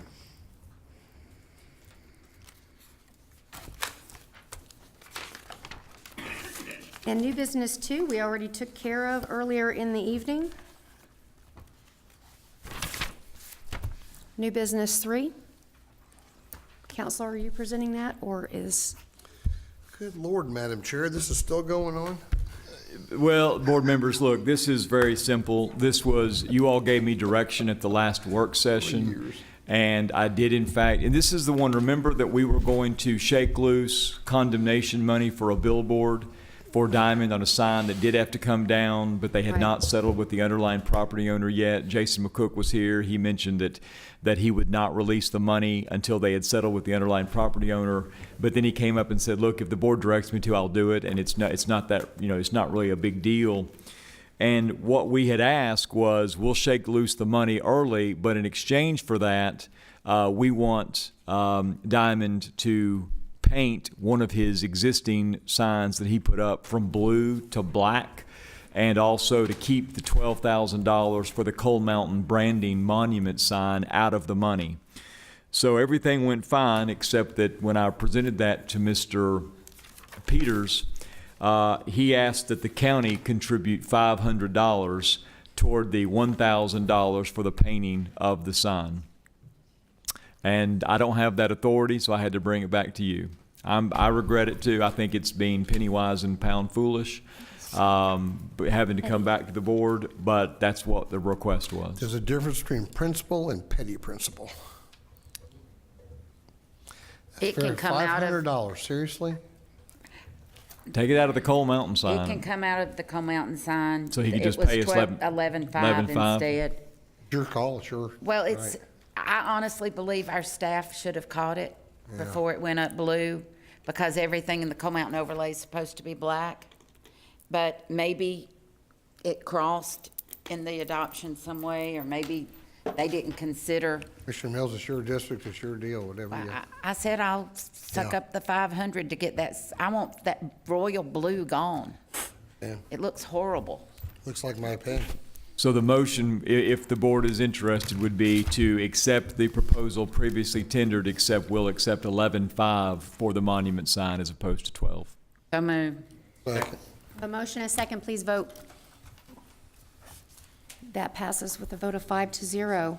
But you are gonna make sure it's done with some kind of paint that's not gonna flick off, and that we're not gonna have to go back, and that it'll be done You have to correctly. maintain it, right? Madam Chair, if we're fussing over $500, I'm gonna have to make sure, I suppose. We just Exactly spent right. $200 on you talking about it. Okay, that was All right. unnecessary, Commissioner Levent. All right, I already know the answer to this, but Counselor, is there a need for executive session? Madam Chair, there is. Thank you. Is there a motion to recess the regular meeting and public hearings and enter into executive session for the discussion of litigation, land acquisition, and/or personnel? So moved. The motion is second, please vote. And to the gallery, we will be coming back out for one additional action item, and you have every We are right to in stay. recess at 8:33 PM. We're all ready? Is there a motion to reconvene the regular meeting and public hearings? So moved. Second. A motion and a second. All in favor, or everybody please vote. And we are reconvened at 9:15 PM. We have one remaining item on our agenda. And Tom Brown, are you presenting on that? I will start my traditional script on the item. This is AZ 180032. It's located in Commission District Number 5. This is a decision for Roger D. Hammond Family LLC regarding the amendment of condition number 3 and 4 placed on zoning application 3367. The public hearing was held on February 7th. Thank you. Board, would anyone like to make any comments or offer a motion? I make a motion, we postpone this item to May 2nd. Second. We have a motion and a second. Please vote.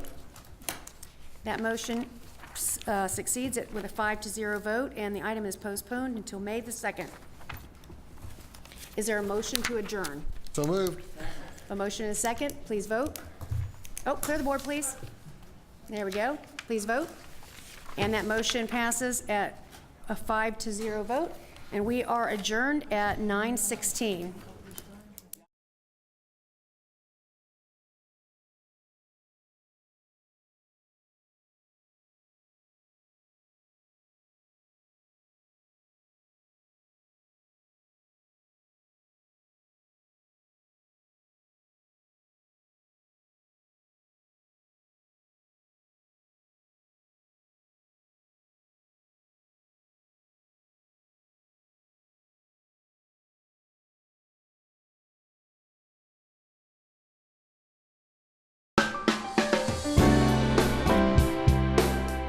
This is TV Forsyth, your county connection.